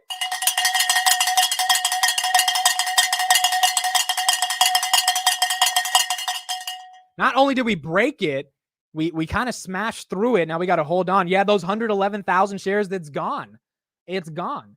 That one share just like kind of, it's like dominoes. I did the one share at $29.96. It just like did a little, or like Jenga, it just did a little hit on the dominoes. And then there you go. The other 111,000 came down. Dude, this is beautiful. This is absolutely beautiful. Look at that. Wow. That was a big break, dude. 111, that was 29 million bucks that was just eaten up easily by the market. Dude, the market is like, again, I see sometimes people in the comments on, the videos around the Palantir price actions, like, this is just dumb retail. I don't think this is going to be the third week in a row. We probably close at worst above 27 on Friday. I refuse to believe this is just retail, dude. This seems like bigger money is creating this price action. I don't think retail has the money or the liquidity to keep it at these elevated prices. I just, maybe I'm wrong, but I just don't think that's the case. It is absolutely phenomenal, the price action. If you told me in the beginning of the year we were going to be at $27 with the growth that we have, I would say, look, it's going to be tough to even get above 25. But we're here, and the market obviously is expecting more growth and momentum, which is why we're here. And now I kind of feel like Q2 Palantir knows they have a really high threshold to live up to. SoFi holding above $8. Look at that. And I think Palantir, even if the numbers aren't amazing, Carp's going to come out and basically tell the street, look, our growth isn't like phenomenal yet, but just give us some time. It's coming. And if there's a dip because of that statement, that's a buy the dip. But if there's a dip because there's actually something wrong with the thesis, then we'll reevaluate. It just doesn't seem like that's going to be the case. It seems like Carp's going to let these guys know we're really going to do what we need to do. Unless Derek is all in, it can't be retail. Toby says, are we in a bull market? Dude, we might be in a freaking bull market. Right now. My sister's options, you guys know I have 70 calls on SoFi for her. That is now worth $10,290, which is nice for her.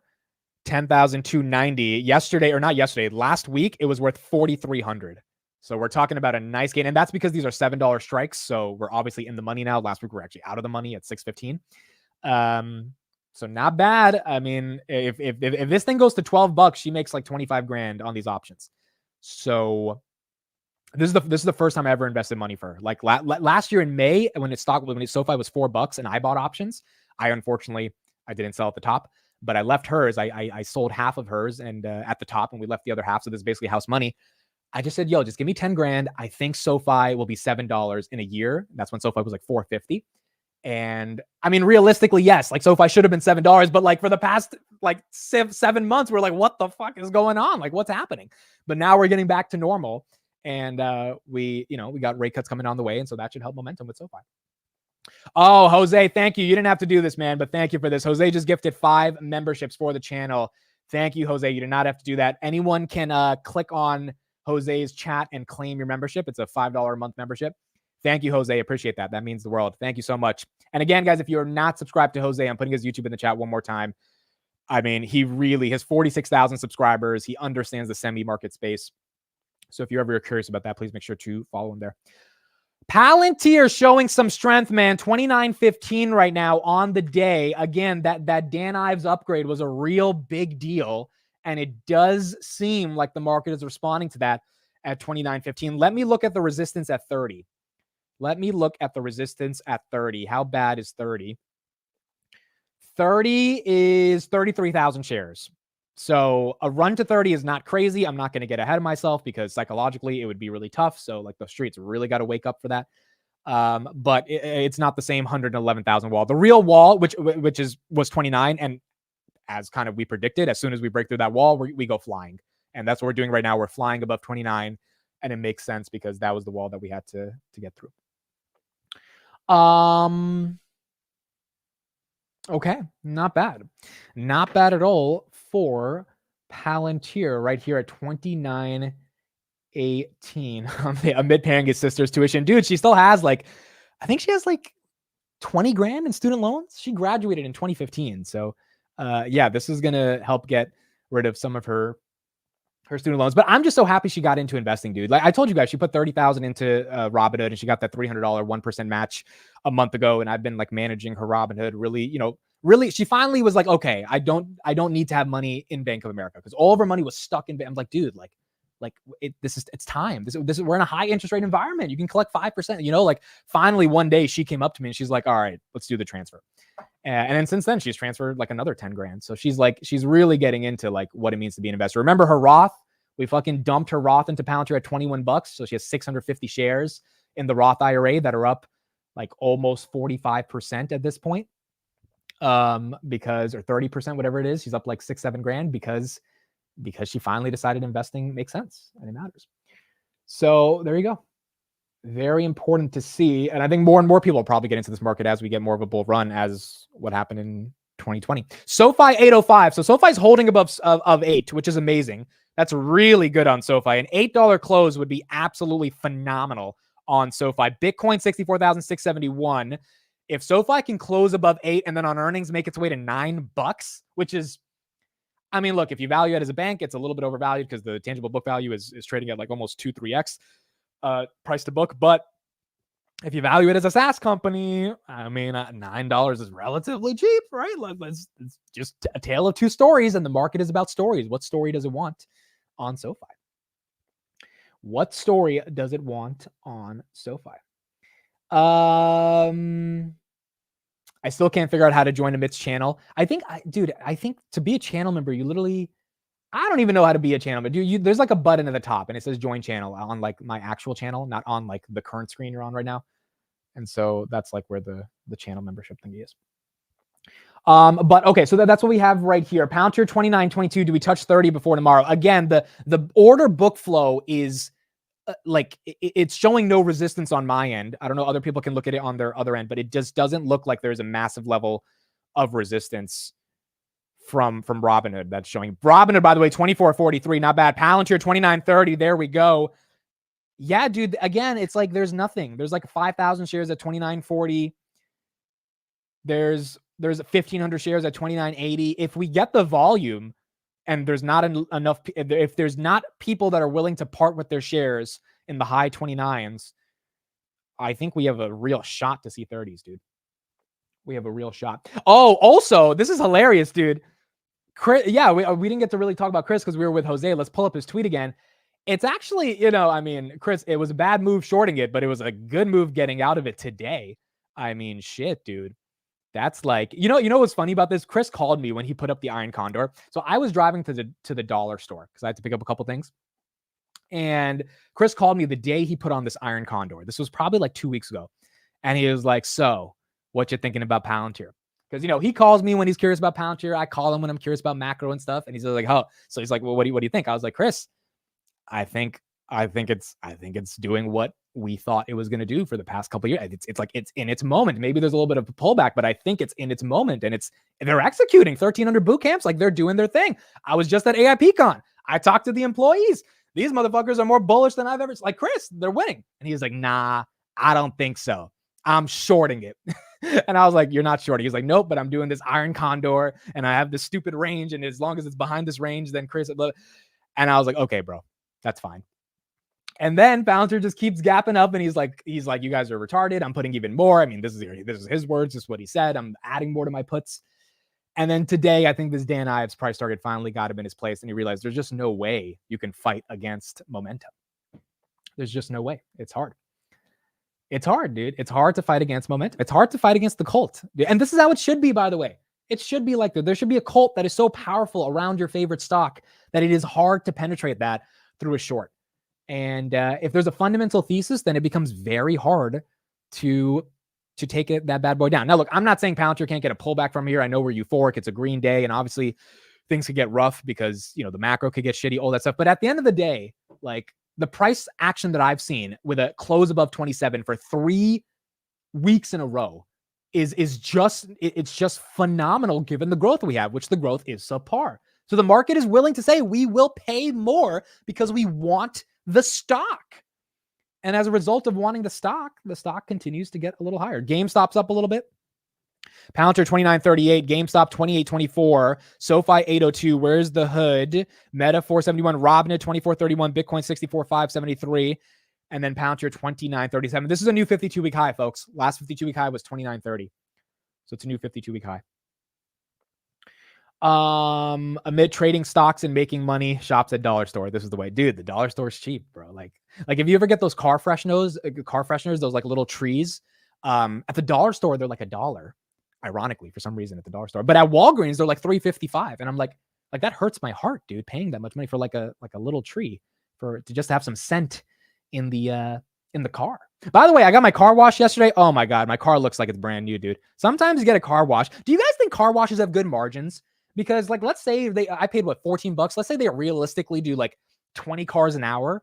And they have to pay the employees, the overhead. I feel like it's a good business, but it has to be in a really busy place to have the margin. Pounds are at 4% right now.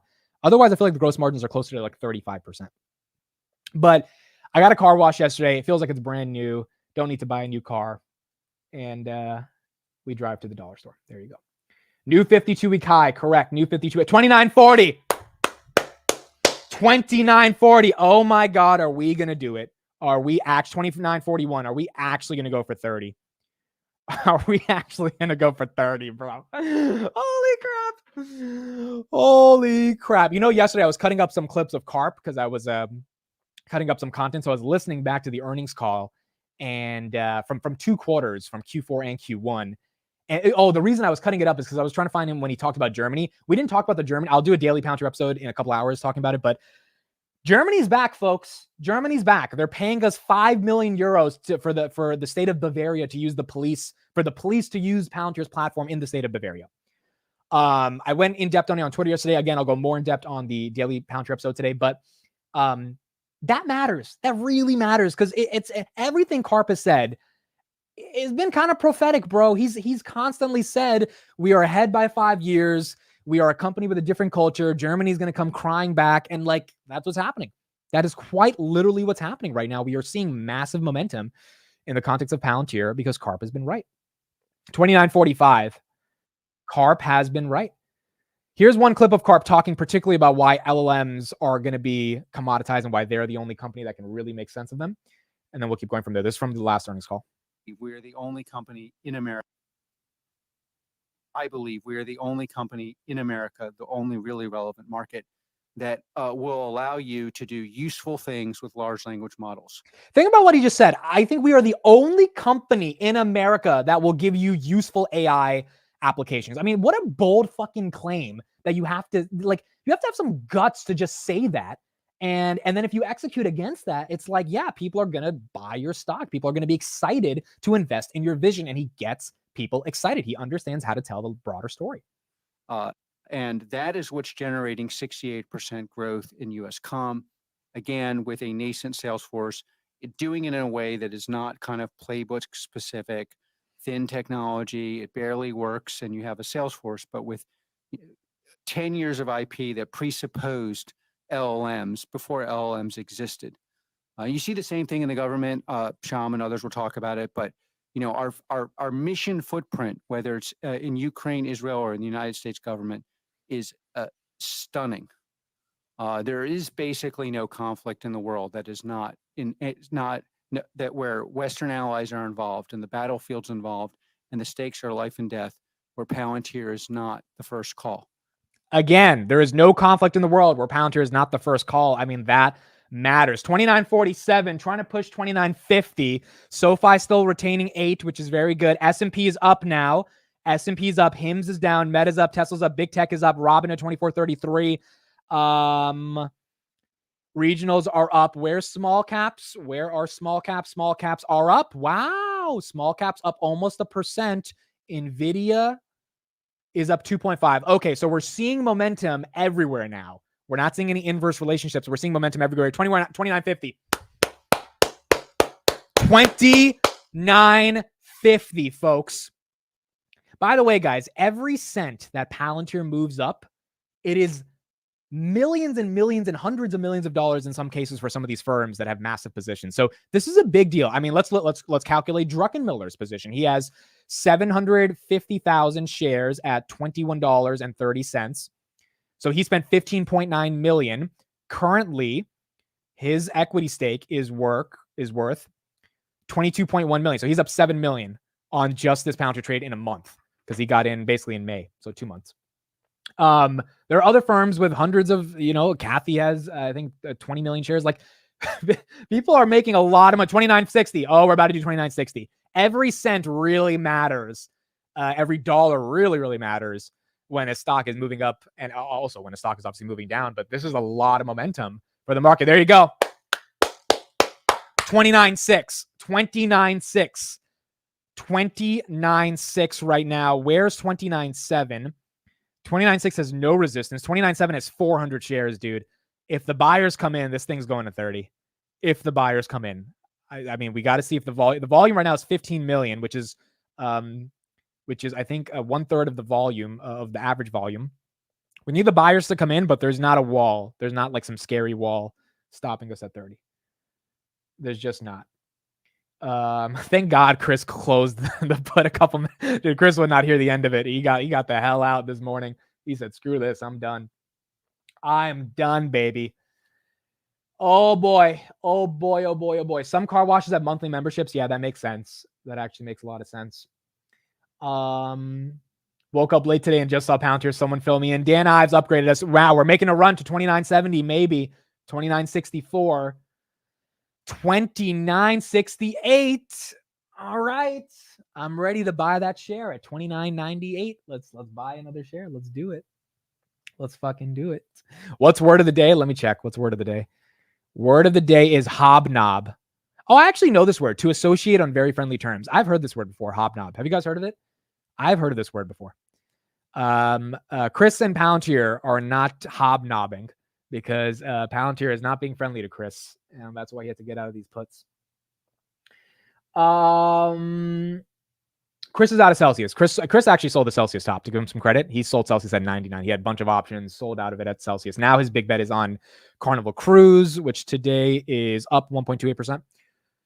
SoFi just below $8 now, but yeah, he's out of Palantir. Nvidia 120, IWM is up 224, S&P back to 559, and then Palantir 29.60. Dude, if we close above 29.50 today, shout out to Chad, my guy, Chad Walquist. Oh, by the way, let's give him another shout out. Chad, who you guys know is friend of the channel. If you haven't watched my interview with Chad on the stream, please make sure you do. We did it a couple of days ago, and it's a separate video on the podcast on the channel. Chad on Twitter yesterday just hit 5,000 followers. So here you go. If you're following me and not following Chad, please make sure to follow Chad. I tell Chad he makes my life easier with making content for Palantir because he tweets good stuff and I can retweet it. So there you go. Please make sure to follow Chad. If you don't know Chad, he's a forward deployed architect at Palantir, but he has quite literally become the social media manager of the company, given the growth and how he's been basically answering every single question that anyone has about Palantir on Twitter. So shout out to Chad. Chad also has some juicy SARs. We talked about that a couple weeks ago on Palantir, waiting at $50. So Dan Ives gave him a nice little nod today. But let's see, 29.38 now. It's we got a little bit of a red candle. 29.70. We had some resistance. 29.69. Not just Palantir, the entire market taking a little bit of a dip. SoFi 7.97. Intel 35.88. Palantir 29.37. Here's another clip of Karp uniquely talking about the boot camp strategy that I think it's important to look at as well. It's almost inconceivable to do that many contracts given the way our product used to be. And so what you see is a convergence of our product being easier to use, an augmentation of its charisma, both driven by developments in AI, large language models, which make the product approachable Foundry to the broader market. You also see just this enormous demand and our ability to meet that demand with a new piloting approach that we call boot camp. So we went 2 years ago, we did 92 pilots. And last year, really mostly the second half of the year, we did over 500 boot camps. I go around the country now telling CEOs, CTOs, and really whoever has $1 million to buy our product and transform their enterprise, take everything you've done in AI since you started, put your best people on it, and we're going to show up at any time you want, and we're going to run your data at a boot camp for 10 hours. And then you compare your self-pleasuring to our operationally relevant, commercially valuable, critical to your enterprise results. Talk about a run-on sentence, dude. You're self-pleasuring to like 17 adjectives that he mentions in a row. Your self-pleasuring to our operationally relevant, commercially valuable, critical to your enterprise results. That's what you should say to your boss if you're late tomorrow. Like, your company compared to my operationally efficient Palantir stock that keeps going up. Ha ha ha. I'm about to quit. No, I'm just kidding. But like, that's what it sounds like, dude. Our 10 hours, your 10 months. Any products you want, any vendor you want, any hyperscaler you want, you pick them. We'll show up. Dude, it's just, he has swag. He has swag, guys. Like, it's about swag. Do you have swag? Palantir right back to 2960. Do you have the charm? Do you have the appeal? Do you have the aura? Do you have the personality? Can you get people to give a flying fuck about you? Can you do that? To make it in life at the highest of levels, whether it's building a brand, whether it's, becoming a movie star, whether it's building a, multi-billion-dollar, trillion-dollar company, you got to have a little bit of swag, a little bit of aura, a little bit of you walk in the room and people are like, dude, when I was at AIPCon and Karp was walking around, I mean, it's like this unicorn that just comes out of nowhere. And it's like, people are just like, want selfies. They want it's excitement at the highest of levels. And it's because this guy worked his ass off for 20 years trying to build this shit, gave up having a family, a wife and kids because he's obsessed with this company. That's it. It's like my t-shirt today. Correct. It's the golfer energy. You got to have the golfer energy. It is what it is. Like, you got to have that. And so that aura, I think, is hard to replicate. Very few CEOs have it. I've been talking about this kind of quote unquote cool premium. Palantir is a cool stock. They get a cool premium and it is what it is. And Tesla gets it as well. I know Palantir is not Tesla, but Elon is just fucking cool. People like Elon. They like how he operates. They like that he doesn't care what people think. It's just, when you have those people willing to buy your stock and campaign for you, you could have the rest of the world hate you. It doesn't matter.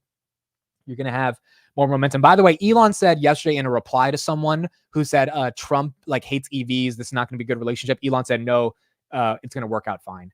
So he literally verbatim said it's going to be a great relationship. So I think Elon obviously knows that the Trump partnership is going to benefit Tesla, even though some people are afraid. That's why I think Dan Ives also thinks, yeah, Trump's going to be fine for Tesla, because honestly, Elon's going to navigate that. So Elon seems like he's got that figured out. SoFi right here back at $8. Palantir $29.57 on the day. Not bad. Not bad at all. People are fed up of steak dinners and golf events. Yes, that's correct. That is correct. Amit is in love with Karp. It's not that I'm in love with Karp, dude. It's just like, you know what? I like what I'm in love with? I love with what Karp represents. And what at its basic level, the reason I've been intellectually stimulated by Karp for the past 3 years is because when he talks, you listen, and he has a winning mentality. What is the winning mentality? The mentality is I told this story a long time ago, but Karp to me reminds me of my friend Adegoke in high school. And Adegoke, when we had debate rounds, your opponent, when you had an elimination round, meaning there were 3 judges on the panel, you had to flip a coin to pick affirmative or negative. And Adegoke, and I learned this from him when he was a senior and I was a junior, he would go up to kids that he was about to debate. And instead of flipping a coin, heads or tails, he would go up to the kid in front of their coach. These are kids that went to private schools. We went to a public school. These are kids that spent $50,000 a year for their education, because debate was kind of like an elitist activity. And he would go up to them and he would be like, you can pick the side. I don't care about flipping the coin. And the debater and their coach would be like, flabbergasted. They're like, what are you talking about? No, it's like tournament policy. We have to flip the coin. Let's just go through. He's like, no, dude, you're going to lose no matter what. So I don't care. 29.70. 29.70, baby. So he was like, you're going to lose no matter what. I don't care. And I saw him do it one time in front of this kid who went to a school called Green Hill. Green Hill is a very elite school in Texas. And that kid felt like his daddy just took away his inheritance, dude. Like that kid felt like the most disrespect you could imagine from a rich kid. He was like, did you just tell me that I'm going to lose no matter what? And he's like, yeah, dude, you're going to fuck. I don't care. Like, you're going to lose. You can pick affirmative or negative. I don't care. And so the kid picked negative, and Atagoke whooped his ass on a 3-0 decision. And so CARP to me is basically the embodiment of that energy, which is that I don't care what software you think you have. I'm going to win. My company's going to win. We're not perfect. We're going to have some issues here and there, but we are going to win because we're the best. And the market will eventually reflect how good we are, but I'm not going to worry about anything else other than being the best because I know we're going to win. And if we win, then everyone will win, aka shareholders. And I think that's the argument that ultimately CARP's making, and that's why he's excited. 29.75 on Palantir. Here we go at 29.76. Let's see where the resistance is at 29.80. Is there any resistance at 29.80? There's 3,000 shares. We should be. Oh, there you go. Yeah. See, we hit 29.80. There's not, dude. There's not a lot of shares at 30. There's really just not. I mean, like, we should. I think we could get there, dude. I really think we could get there. Here's another clip of CARP, particularly talking about the energy in the company and why people want to work for him. We don't know how to deal actually with this demand. And so we're rebuilding the company. We have a lot of employees in Germany and France. I'm telling them it's time to pack up and come to America. I'm telling our hiring, we are hiring here. We are having, as I mentioned, a bonanza in people wanting to work here because people are, quite frankly, tired of working for people who seemingly only have an opinion when it doesn't matter and with products that may not work. We're looking at, I'm getting personally involved in the recruiting again to get more people, but exactly the right people. And we're going to scale against the demand, but it's a real thing. You either believe him or you don't, but if they show the right Q2 numbers, then he's going to be right. 29.78. We got 20 cents to go to hit that elusive 30. Let's see. 25 will be the new floor. Yeah, I agree, dude. Now for Palantir to go to $25, let's do some quick maths. 29.8 minus 25 divided by 25. Palantir would have to fall 20%. Palantir would have to fall 20% from here to... No, not 20%, like 15%. 20% would be 23.84. Let's basically call it, 17, 18% for them to. So Palantir would need a little bit of a real downturn to get to 25. But even if it's at 25, it would suck because we're close to 30. But still, we're up more than 50% year to date, right? So it wouldn't necessarily hurt too much. But my point is, like, for us to get a drawdown of 20%, which for any stock, that's a decent amount. You would need things to change, the narrative to change, the thesis, something, bad earnings, etc. If we don't get any of that, folks, I don't think we go that easily back down to $25. I don't think so. Someone says it's just crazy to think a price target from an analyst can move the stock so much. Yes, but to the upside and the downside. Remember, Palantir, this is why some people who are new to the Palantir community, they don't remember. In 2022, when we got downgrades and we fell 20, 30% in a day. I remember one day we got to $10. We broke through. We had gap profitability. We went back down to 7 because some stupid downgrade came out and we lost all of those gains after Q1 earnings in 2023. So it's like we've been through the days where a downgrade drops the stock 20, 30%. And maybe now we're in the days where an upgrade increases the stock in the case of today, 5.39%. And by the way, we got a downgrade on Monday that dropped us about 3%. So we've been through a lot of pain over the past 2 years. A lot of people that are just joining think it's all sunshine and flowers. But if you've been here for a while, it has been tough. It's just now the company's fundamentally changed. It's gap profitability, boot camps. AI has made LLMs the ontology more valuable, given LLMs need something to connect to. Like all these different tailwinds have came out.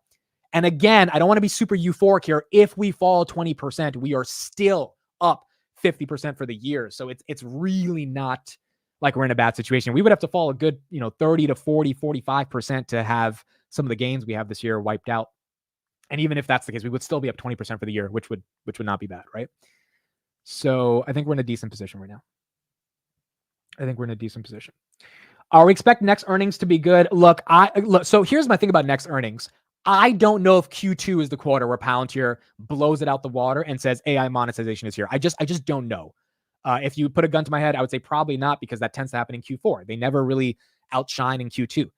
In fact, if you guys remember Q2 2022, that was the worst quarter in Palantir's history. That, like, I still have PTSD from when Karp said we won't be profitable till 2025, and he banged on the table. There was no video. He was just on the phone. He didn't even want to show his face. Like, we went through that pain, right?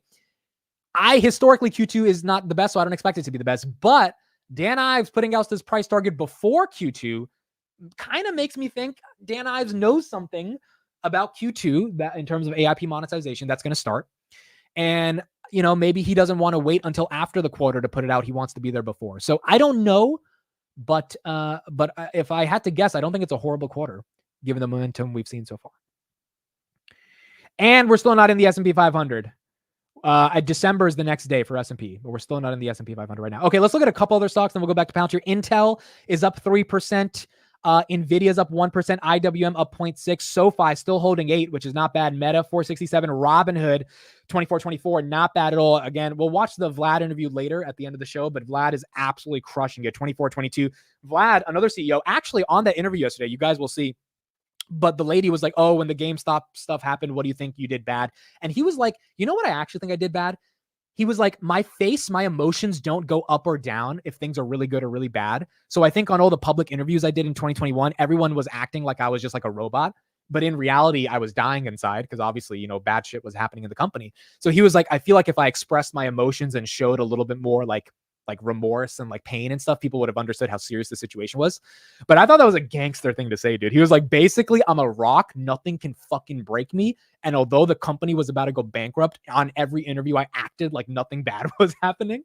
And so unfortunately, it didn't make me as human and personable, but that's just who I am because I'm a fucking CEO. And when things are good, I don't act like things are amazing either. So I kind of like that answer.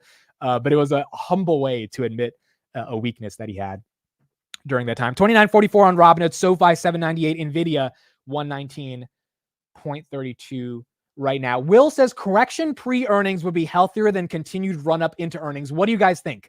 Do you think a correction into earnings for Palantir would be healthier than a run to like 35 going to earnings? So do you think it's healthier to be at 26 before earnings or 32 before earnings? What do you think? 26 or 32? That's the number. 26. What do you think is healthier? Not what you want it to be. What do you think is healthier for Palantir to be going into earnings in terms of how you would evaluate it? Let me pull up another Karp clip that I wanted to show from the past. Oh, here's a good clip this is the one where he was kind of predicting what the market cap would be, which is a good one. Let me see if I can pull this up. This is an interesting one. Nvidia 119. Where's Palantir? Palantir 29.40. A little bit of a sell-off we're seeing on Palantir.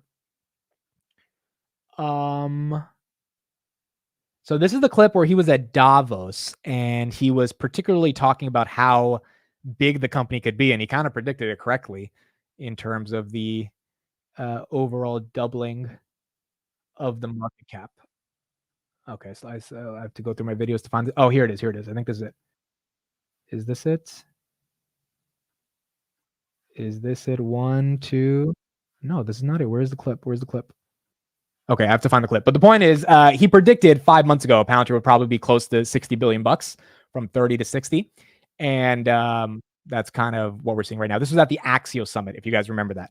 And it was pretty funny because he was like, we're worth 30 billion right now. We'll probably be worth 60 billion. Okay, here it is. Here's the clip. It was, he kind of predicted how this would play out. 84% of the top 50 startup of tech people now. This is basically pre-AIP, pre-AI. What do you think is going to happen? Like, my company is worth between 35 and $40 billion. I'm pretty optimistic we're going to continue to grow and get bigger. Okay, at $60 billion, you are on that list. Okay, it's very likely we'll be on that list. He's like, well, then we're going to 60 billion. This is when the stock was 50% cheaper, right? So it was in January. So he's like, well, we'll probably be up there. Like, any one of the products we built would be the #1 startup in Germany. Any one of them. We have 5. Our least successful product would be, so it's like, that's also a pretty gangster thing to say, dude. Is like, look, my worst shit is your country's best shit. That's what I'm talking about, dude. That's the energy. That's it. I've noticed, you know what I've noticed about life? Life is about energy. Life is really about energy. Like whether it's interacting with girls, whether it's interacting with employees, whether it's interacting with investors, it's all about the energy that you showcase. And that energy supersedes any of the weaknesses or insecurities you may have. And with Carp, yes, like objectively, the growth does not justify the market cap. Like we can all say that. But again, and this is why, it depends on who you listen to when it comes to Palantir. Because if you listen to the Morgan Stanleys of the world, you would have lost a lot of money because it's not always just about that. It's about the energy. And given I went to the company and got to talk to the employees, the energy is it's profoundly different, bro. I think if I spent a day at Snowflake, I would not have the same type of just like the same type of rigorous, innovative atmosphere that I had spending in Palo Alto. I mean, it's just with Palantir. It's just a different energy. And that energy definitely does matter. Where's the Amazon? We're going to get prime numbers later. Amazon's taking a dip. Where's the Mag 7? Are they down? Mag 7, Tesla's up, Nvidia's up slightly. Nvidia's still not recovering, dude. I mean, barely up. Nvidia was 117, now it's 118. At one point, it was 121. So the Nvidia sell-off continues to occur, even though it's green today. Meta's green, Microsoft's red, Apple's red, Apple 226. Google 180. Google hasn't been 180. I mean, Google's been in the high 187s for a while. Google now down to 180. Still not going below 180 yet. That's, I think, when it gets a little bit more attractive. Amazon 185, and then Tesla 252. TSM went red. Oh boy.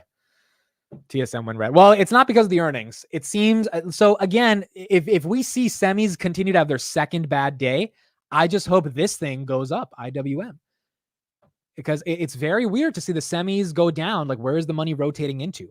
If it's not rotating into small caps, at that point, money's just leaving the markets, and that's not good. You don't want money to just leave the markets. You want it to like still stay and broaden out. So we'll see where it goes. Most of you said you would rather have 26. I'm looking at the comments right now before we get into earnings. I think that makes sense. Going to 32 before earnings is a little tough. But yeah, it's just a question of expectations. I mean, last time we were 25, we dropped to 20, right? So it really is a question of managing expectations going into earnings. 29.44 on Palantir. Where's Bitcoin? The Bitcoin stocks are down. Robin at 24.10. Yeah, crypto's taking a little bit of a dip. 24.64, 182. CleanSpark's down. Coinspace is down. Coinbase, MicroStrategy's down. Okay, so all the Bitcoin stocks are taking a little bit of a drop right now. Ethereum 34.50 as well. PayPal $60.93. That's down. Didn't we go up to 28? No, we got to 26.30. I think was one of the green candles, and then 25.30 was where we really topped out. That was the day of, and then we went down to $20. So, I mean, what is your price target for Palantir? My price target by the end of the year was 25, guys. That's when the stock was 16, and I thought that was ambitious. Now, I don't know. I mean, it really depends on Q2. I'll adjust it after Q2. Q2 is going to tell us a lot about where we think momentum's going. But if I had to guess, I would say 30 by the end of the year it's not insane. I don't think it's crazy, especially we got 2 more quarters left and we got rate cuts. I don't think it's crazy. But we will see. Okay, let's go to CNBC. Let's see what these guys are talking about. Did anyone watch the JD Vance speech yesterday at the Republican National Convention? Because Trump's going to be speaking today, and we'll see what Trump ends up saying. But the JD was there last night, and I thought it was a decent speech. I think he made his arguments. The thing about him is, again, his mother, I believe, passed away from fentanyl addiction. So the real part of the speech that mattered was that he is not some elite rich guy. He's a poor kid who almost fell into drug addiction, like a lot of kids in Rust Belt, Ohio. Speech was just, America's cashing in checks that poor kids or America's writing in checks that a lot of the poor kids don't get to be able to participate in, because it's almost like America's forgotten about those kids, right? I think that was kind of his core thesis, and so we'll see what Trump says today. Also, Biden got diagnosed with COVID yesterday, so that COVID diagnosis comes on the heels of Nancy Pelosi, Chuck Schumer, and Adam Schiff telling him to drop out. This is officially confirmed as of yesterday. They all wanted him to drop out. So we'll see if we get an announcement. Biden did say he'll drop out if there's a medical diagnosis.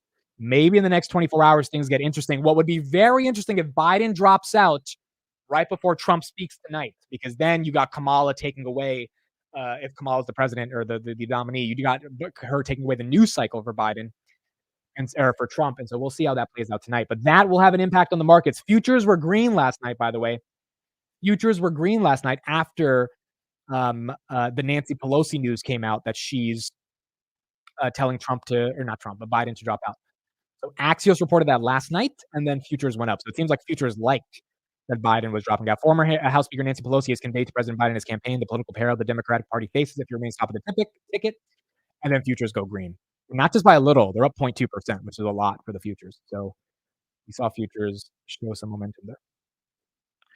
And then after hours today, we have Netflix. So Trump speech today, Netflix, all of that is going to be very important. Palantir now taking a little bit of a nosedive.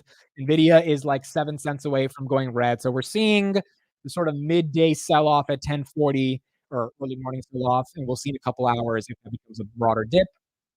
But Palantir holding above 29 is still amazing. Let's just see if we can keep above $20 for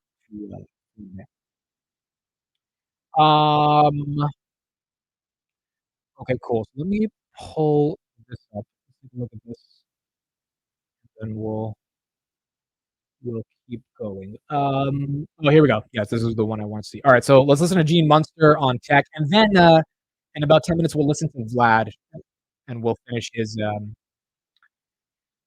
his keynote that he gave yesterday. Not keynote, but like interview with Fortune magazine. Yeah, everything's falling. Yeah, we're getting a sell-off right now. We're getting a sell-off. We'll see how it recovers, but we do have stocks taking a sell-off right now.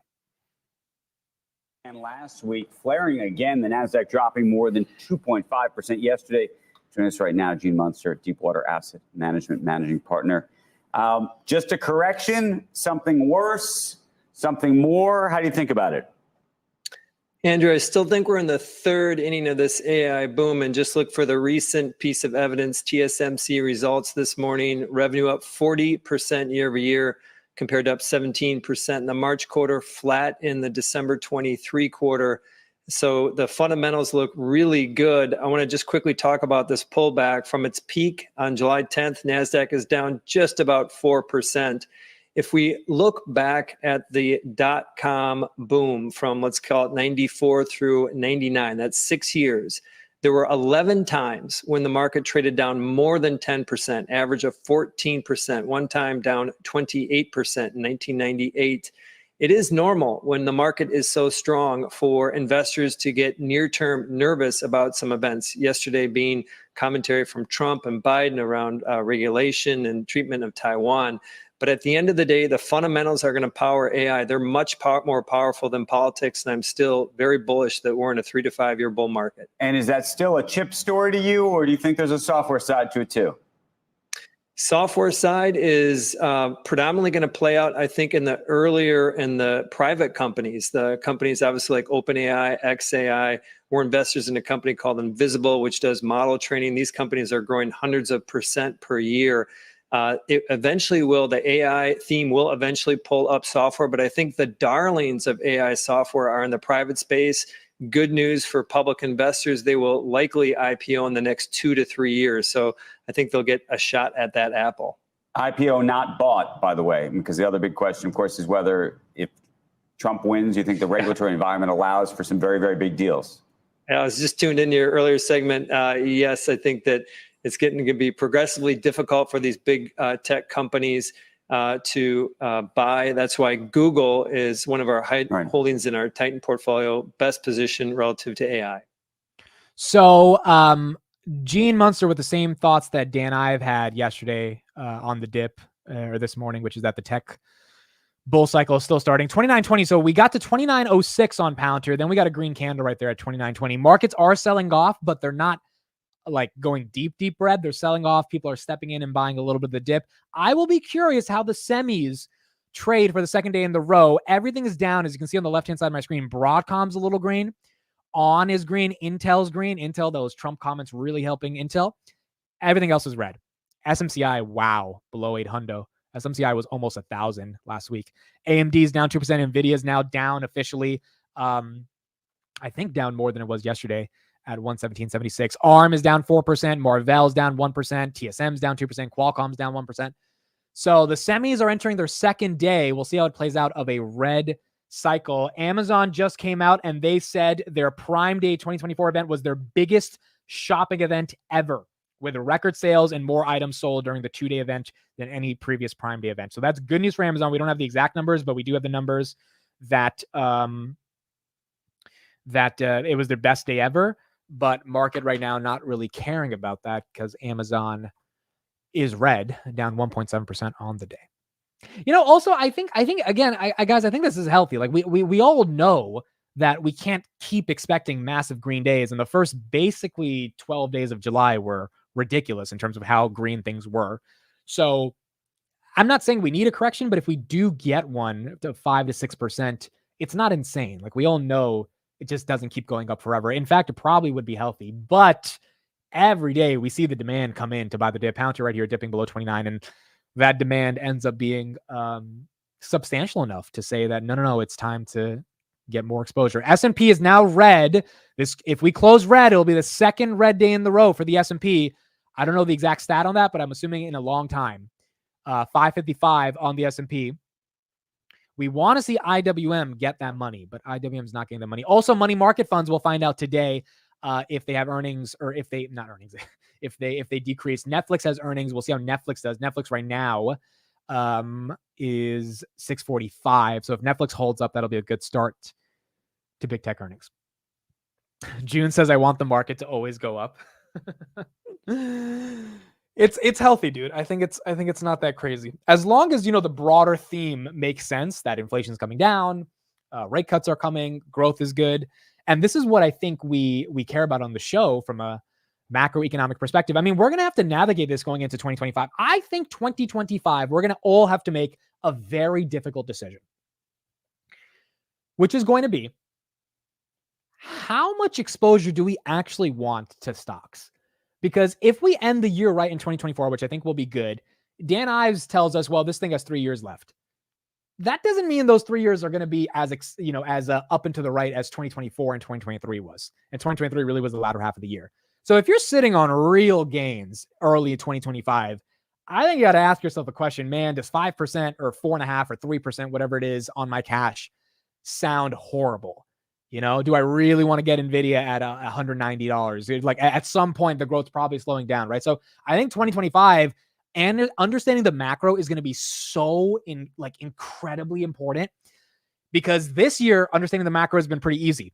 Inflation is coming down, rate cuts are coming, stocks go up. I don't think it's going to be that simple next year. Next year is going to be a different, tricky macro situation, especially with unemployment going up. So it's going to be important. What would you do with the cash? Well, there's names that are more defensive, buying up dividend names, right? Buying up banks, buying up Verizon, buying up AT&T. I know that's not sexy, but like in a world where Nvidia crashes 30% next year, I'm not saying that's going to happen. I'm just saying if you thought that could happen, you want to be a bit protected. You're not going to get the astronomical returns you're getting. Like buying leaps next year might not be the strategy. Like if you bought leaps in 2021, what is a leap? It's about 2 years out. If you bought leaps in 2021 and they expired at the end of 2023, so like October 2023, we had a bottom, and February 2021 we had a top, or sorry, November 2020 we had a top. So those leaps that you bought, they got demolished. Now, if you bought leaps in 2022 or end of 2023, you're doing amazing, right? But the question is going to be, where is that activity going into 2024? And I think we're gonna have to figure that out. SoFi is down. SoFi is down. Yeah, SoFi is officially red, 784. It's slightly red, but it's red.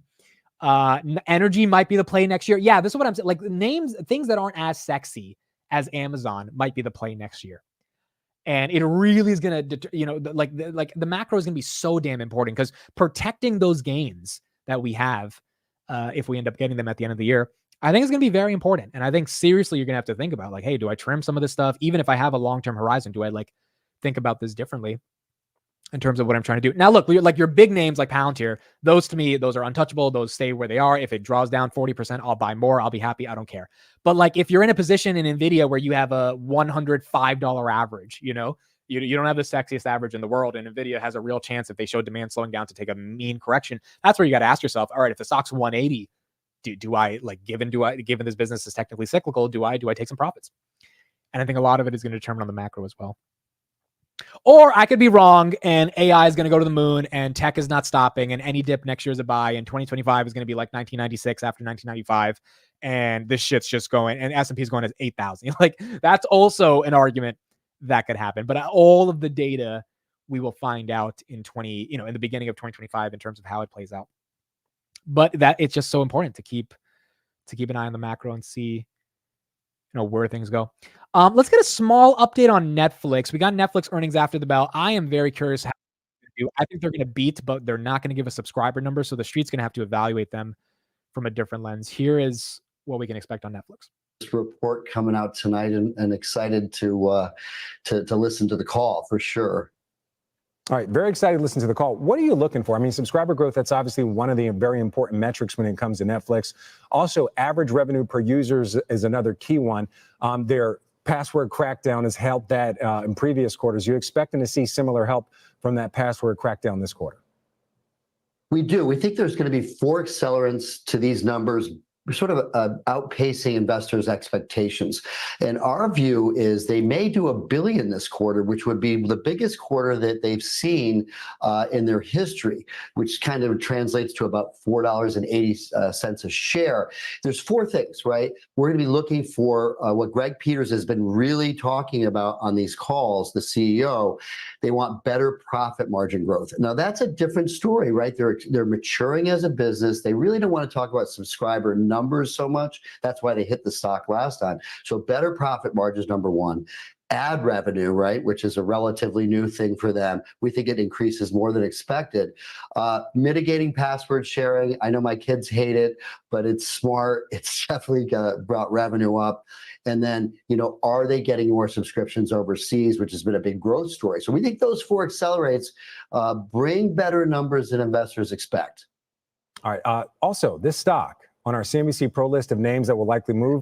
All right, market's returning a little bit. So that dip, it lasted for a little bit. Now we're getting some momentum. Palantir back to 29.50. Wow, guys. 29.70 to 28.91, back to 29.48.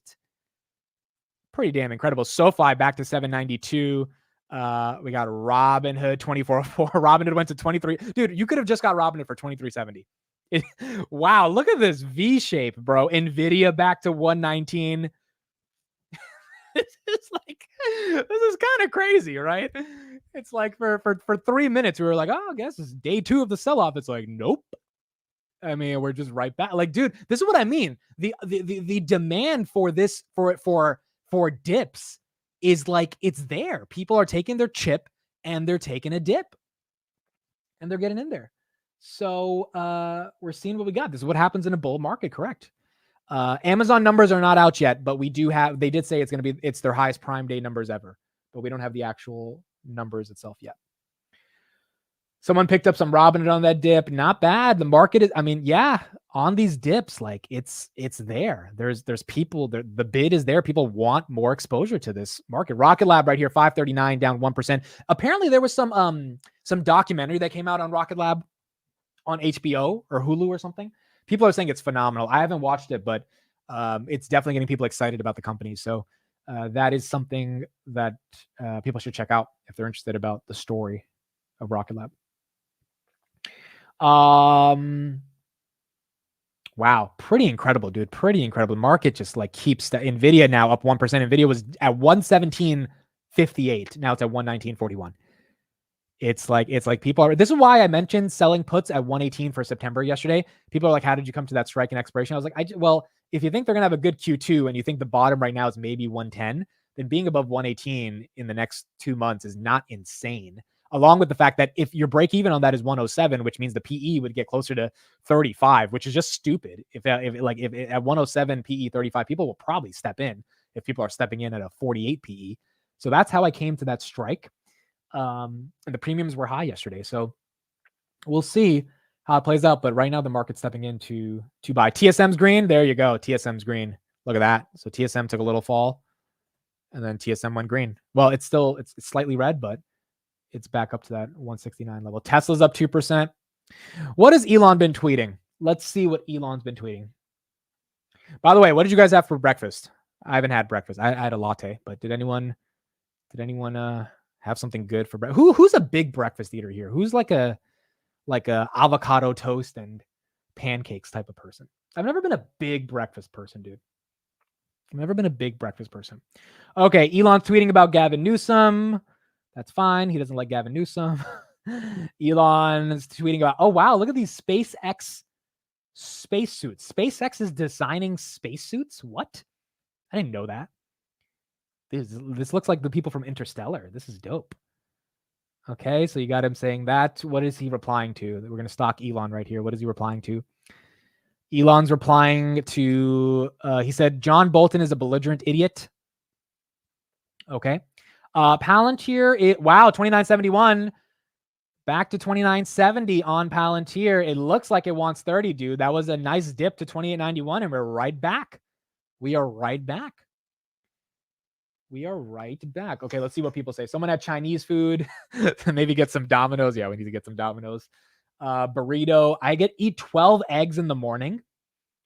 Who the fuck eats 12 eggs in the morning, bro? Like, you must like lift heavy. That's a lot of fucking eggs, bro. Steak and eggs. I want to do this, dude. Steak and eggs seems like the elite breakfast of champions. I need to do that. What else do we have? Lamb. Victor, I know why you said lamb. By the way, I'll be in New York today. I'm meeting Adam Bergman, Chris, and then Futbucker from the chat because he's in New York. We're all gonna get sushi at a restaurant today. So I'll be in the city. And right after Netflix earnings, I'm gonna go down to the city, and we're gonna have to because me, Futbucker, and Adam are long Palantir, so we're definitely gonna give Chris a little bit of shit today. But he closed it out, so it's good. He got out of the putts, so he got out of it. 3 egg whites in oatmeal with pecans, strawberries, raspberries, blackberries, and blueberries. Okay, that's too much berries, dude. That's too much. It sounds nice, but that's too much fruit. Matt says, dude, I can have a half a pound of bacon, biscuits with gravy, fried potatoes, fried chicken, chunks smothered and covered in eggs. That sounds good, but realistically, I would not be able to finish that. That would be too much. Palantir 29.68. Palantir 29.68 right now. How about ice pop as a breakfast? It's too hot here in Fort Lee. Where's Fort Lee? Is that Texas? Fort Lee? No, is that New Jersey? Fort Lee's in New Jersey. I know Fort Lee. I used to work in Fort Lee. How did I forget that? Temperature in Texas today. So in Fort Lee, it's 77. Temperature in Texas today is 91. Yo, guys, my AC broke yesterday in the like central air on the second floor. So I had to drive all the way to Newark, New Jersey to pick up one of my dad's friends who knows how to like fix this shit. And we drove, got him late at night. He fixed it. Then we drove him back. And it like, thank God we got that fixed, dude. Because yesterday I did the market close. I don't know if you guys noticed, but the AC wasn't there. Dude, by the end of the market close, I was soaking wet, dude. I was like, because I already have this energy, and then you get the sweat there, and then you have no AC. It got bad. It got really bad. SoFi 795. So thank God we got the AC here. We have 110 in California. Yeah, that's like, dude, that's India had 130 the other day. So thank goodness I'm not in India as well in the summer. Usually we go in the summer, but I'm going in October. It's getting hot, dude. It's getting hot. Amit, did your mom see she has new subscribers? Yeah, she was so thankful, dude. She was so grateful. It's so funny, dude. My mom, my mom's getting started with YouTube. She posted a video like an hour before Trump got shot. And she was upset. She was like, why? I got all these subscribers. Why is no one watching? Right? Because she got like 100 subscribers. She had like 5 views. And I was like, Mom, the president just got shot. Like no one, like everyone's, like she's like, oh, that makes sense. She's like, she didn't get that. Like the way media works is when something happens, like no one's going to watch, luxurious kind of like content that's fun. Everyone's glued into the news. And that's part of understanding the media business. That's, difficult for some people. So, but she's very appreciative that you guys subscribed as well.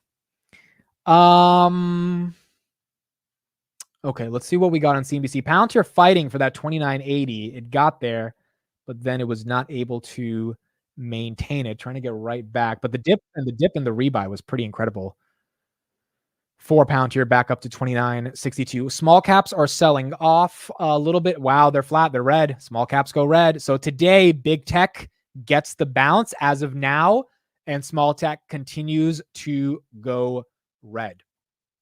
Nvidia right here at 118.78. All right, not bad. All right, so we'll end it off with the Vlad interview. Do you guys want to watch it? There's two things we could watch. Bloomberg just did an interview with Bill Gates, which maybe is interesting if you guys want to see. That's about 20 minutes, or Vlad for 20 minutes at the Fortune conference from Robinhood. What do you guys want?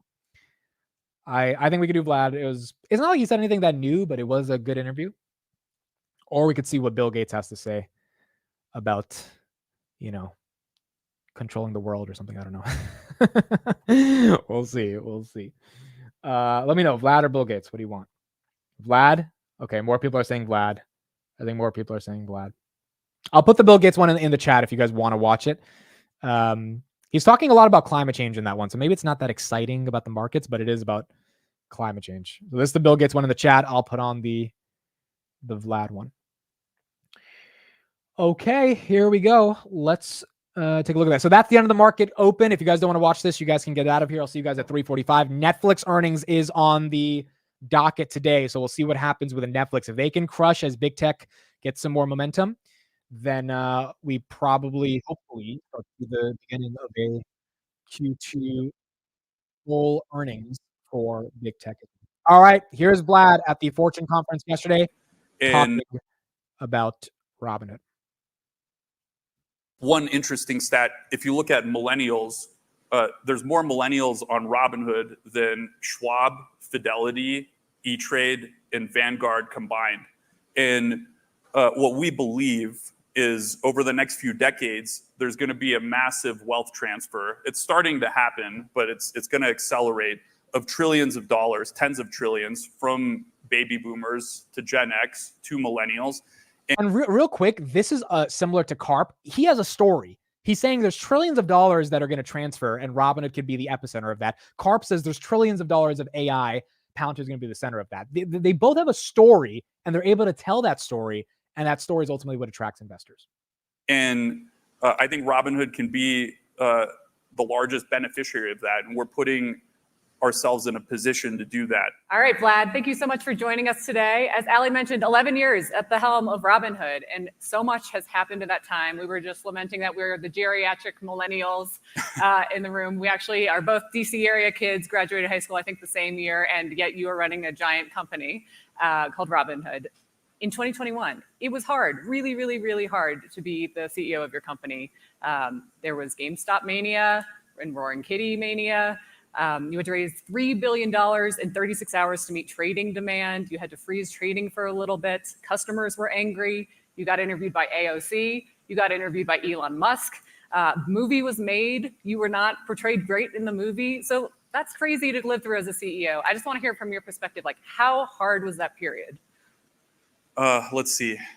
I think one of my weaknesses, I haven't had a job interview in a while, but sometimes I think through what I would answer these questions that I ask people, and I've heard it described, my weakness, which I think can also be a strength. Our strengths are our weaknesses. I have this pathological steadiness. So I might not emote very much. I don't get very excited about things. I don't get terribly distraught about things, which can really be off-putting to people in some ways, but I think can be a strength because when you're going through a crisis, I just and it probably started out from me being an immigrant, and my parents came to this country when I was very young, and I was a latchkey child, like some millennials. Now people can't imagine, having their kids go home from the bus stop half a mile and being home alone. But both my parents worked. We had no option. And so I don't know, that my childhood was not easy. And there was this constant threat of if we don't make it in this country, we'll have to go back to Bulgaria where there's hyperinflation. And so it was just constant struggle. So you I think when actually- GameStop happened, I was kind of prepared for that. And You actually had thought exercises though of like, what if my board were to replace me? Like, what if some like Hollywood typecast guy came in and they were like, "You're the new CEO of Robinhood," and that's hard self-reflection to do. And what did you come away with? How did the company change after that? yeah, I think that's a good. Yeah, I mean, it wasn't like it wasn't so much thinking about the board doing that, but more. This was like 2022 when things were rough, and I think everyone just thinks about like the GameStop era and COVID and that being the toughest moment in my experience running Robinhood. I actually think in a lot of ways 2022 was harder. The entire market turned. We went from like 0 rate environment to high interest rates, highest inflation we've seen in decades. People just weren't interested in trading stocks anymore. Like that became undesirable, and a lot of capital moved away from sort of like the higher risk equity markets to lower risk bonds and just like collecting yield on cash. And so Robinhood's business had to fundamentally change in order for us to stay relevant and kind of thrive in this new environment. And that was very tough. We had to make a lot of tough decisions. The company was carrying too much headcount. We had to like refocus. We had a lot of bets in various directions during COVID. We had to really refocus on the core business. What I found was useful was, everyone says don't talk about the stock, but our stock hit a high of like 75 in 2021 and it traded below $7, a year later. So that was tough for a lot of people. And so I think like self-reflection and asking yourself, well, if I wasn't here and they brought in a CEO from Central Casting to like get this company on the right track, what would they do? And I think this was useful for me to go through because there's a lot of decisions that we hold on to because we made them earlier, right? And you don't want to appear inconsistent with your earlier self. And so you can end up kind of holding on to the wrong decision for a while. So one example was we announced we were a remote first company in January of 2022. We had kind of like hedged our position on this for a couple of years. We were telling employees, hey, just wait after we get a little bit more clarity on this COVID situation. We'll kind of announce what the future of work looks like full time. And in January 2022, I kind of got tired of having this debate, and kind of all the signals around me were we should go remote first. The market is demanding it. There's a war for talent. The best talent wants the flexibility. So we announced it, and I kind of immediately regretted it. But at the time, it felt like a very difficult thing to pull back. Companies who hadn't announced that were having a hard time getting folks back into the office and normalizing that. That was an example of one of those decisions where I was like, okay, if someone came in with like fresh eyes, kind of without the burden of being consistent with decisions you made 6 months ago, they probably make this change. And so that I think unlocked a lot of me, and that deep self-reflection, I think, allowed us to go down the list of the 10 things that had to change about the company very, very quickly to not just survive, but thrive in this new environment of higher rates, less interest in more speculative equity investing. And I think that really accelerated Robinhood's transition into being a public company. And so the stock today is 28, so not quite at that 75 high, but way up from 7s. And also you had really good recent earnings. I want to point out that this quarter last year is a net loss, and your net income is like 157 million now. So quite a swing. Part of that, I think, has been a better interest rate environment and a lot of income, interest, cash. But you've also gone to pains to really diversify a bit more away from the hyperactive trading that has been the core of the business. I'm curious how some of those, like diversifying your business model, how those efforts have gone. You've launched a credit card. Yeah. There's retirement options, and a lot of that has just rolled out this year. So what's that doing to the business, and how are those early products going so far? Yeah, so when we kind of like re-articulated the the strategy in 2022 and kind of like refounded the company, we did a couple of things. And I think what made it hard was the top two priorities were like somewhat diametrically opposed. So the first thing that we did was we actually really focused on the core of the business. And the core of the business is active traders. Like it's what has generated a bulk of our revenue. It's where we had a sustainable technology advantage. And we had kind of ignored that market during COVID. We were focusing on the new investor market. So we weren't really looking at someone that trades a lot and is a little bit more sophisticated, what their needs with the product are. We were looking at, okay, how can we onboard as many first-time investors as possible and streamline the experience for them? And once they have their account funded and they're onboarded, we sort of like stop the investment so much. And so that manifested itself in this weird thing where the more active a customer you were of Robinhood and the more revenue you generate from the firm, the less happy you were with our service, which is sort of like the opposite of what you want. You want your most engaged, most active customers that are generating the most revenue to be happiest. So that was kind of the pathology, and therein lay the first goal. The first goal was we want the more active you are, the more engaged, the happier you should be with Robinhood, the more of a promoter you should be. And within a year, we actually reversed that. So, and that required changes on all levels of the company, product roadmap, technology, infrastructure. We started caring more about latency and performance, customer service. And this was a tough one because basically in the past, if you were a customer that had millions of dollars in your account, you were in the same queue as every other customer, right? So you could be waiting, a really long time to get service.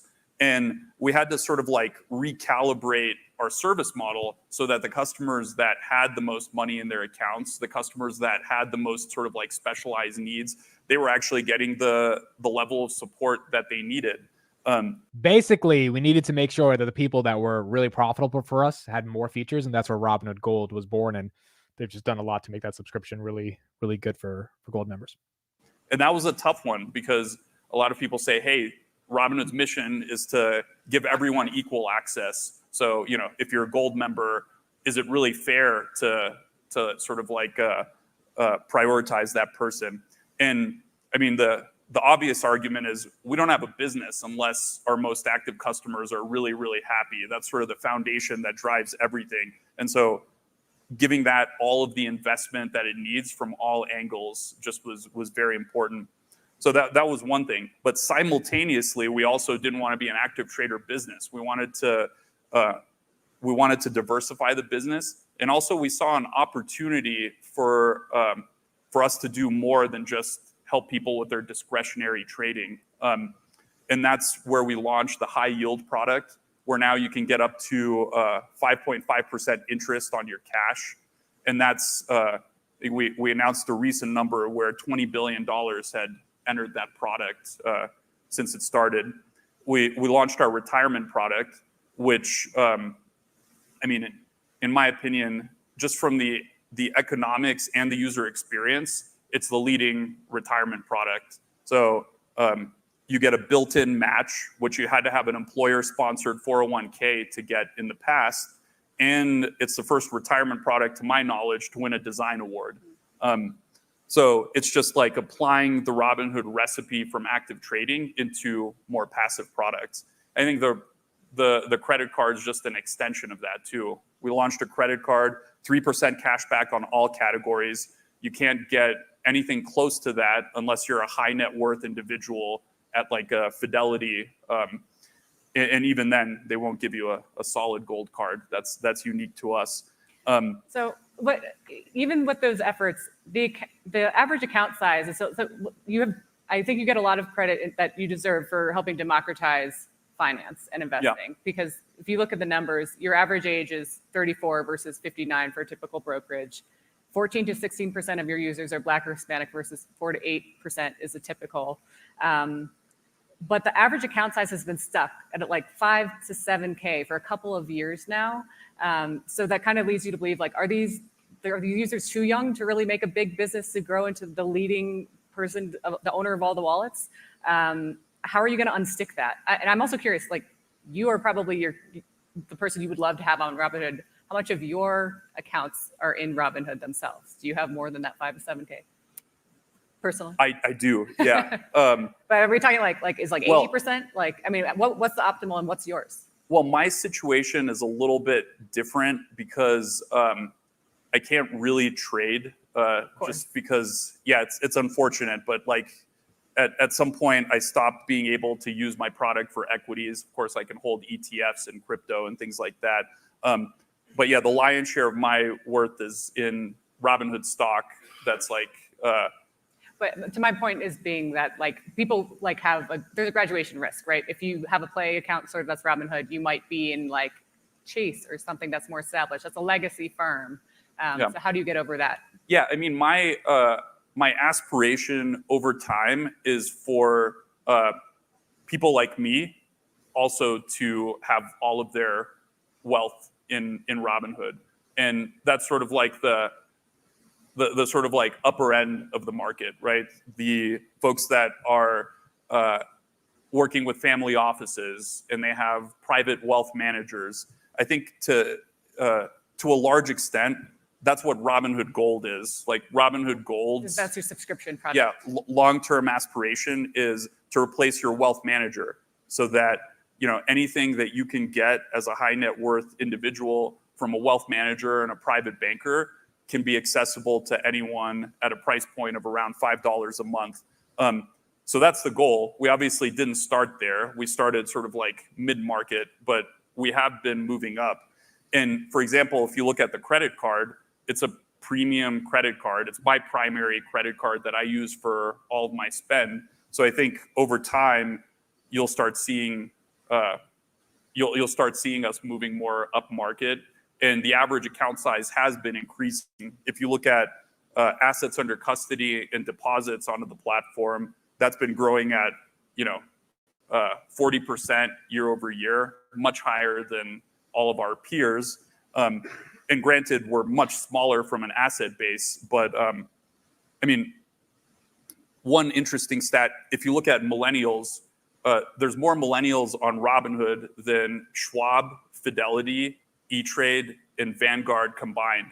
And what we believe is over the next few decades, there's going to be a massive wealth transfer. It's starting to happen, but it's going to accelerate, of trillions of dollars, tens of trillions, from baby boomers to Gen X to millennials. And I think Robinhood can be the largest beneficiary of that. And we're putting ourselves in a position to do that. So we're making it really, really easy to transfer your account to Robinhood from a user experience standpoint, incentives, and feature set. We're expanding to all sorts of products. And so I think we'll have that tailwind, and we already have the relationships with these customers. And I think that as they get wealthier, as they inherit more of the generational wealth, and as we add more products, I think those trends should not just continue, but accelerate. So you own your full tech stack, soup to nuts, and there's two trends that you think are really going to transform the industry even further: AI and crypto. And you've been making some acquisitions in those places. I'm curious if you could just talk a little bit about how you think they're going to be really transformative, and how are you preparing Robinhood to capture that, to become the place that all the millennials are putting all their money in the future?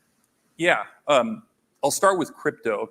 I think when a lot of people hear crypto, they sort of like gravitate towards meme coins and speculation. And I think there's a part of the crypto markets that's certainly, and it draws a lot of attention. But I think what we have the benefit of seeing, because we sort of like have both of these businesses, right? And we can see them side by side, and we now can look at crypto in the EU, brokerage in the UK as well, is the cost of running a crypto business is like an order of magnitude lower, because you get to leverage so much of the public infrastructure, and these public blockchains do a lot of the heavy lifting when it comes to settlement and transactions, that there's just like a obvious technology advantage in putting more and more stuff on that infrastructure. It's kind of like going from mainframes to on-premise to cloud. I think the next transition for financial services will be more and more of these things are going to go on blockchains, and more of what we consider kind of traditional financial products will be traded and custodied on blockchains as well. And you can, to some degree, see this with dollar stablecoins overseas. The bulk of transaction volume on crypto rails is dollar stablecoin right now. And the reason is overseas, people want dollars, and the easiest and most straightforward way to get them is through some of these stablecoin products. And you don't have to squint too hard to imagine a world where stocks are on blockchains and are tokenized.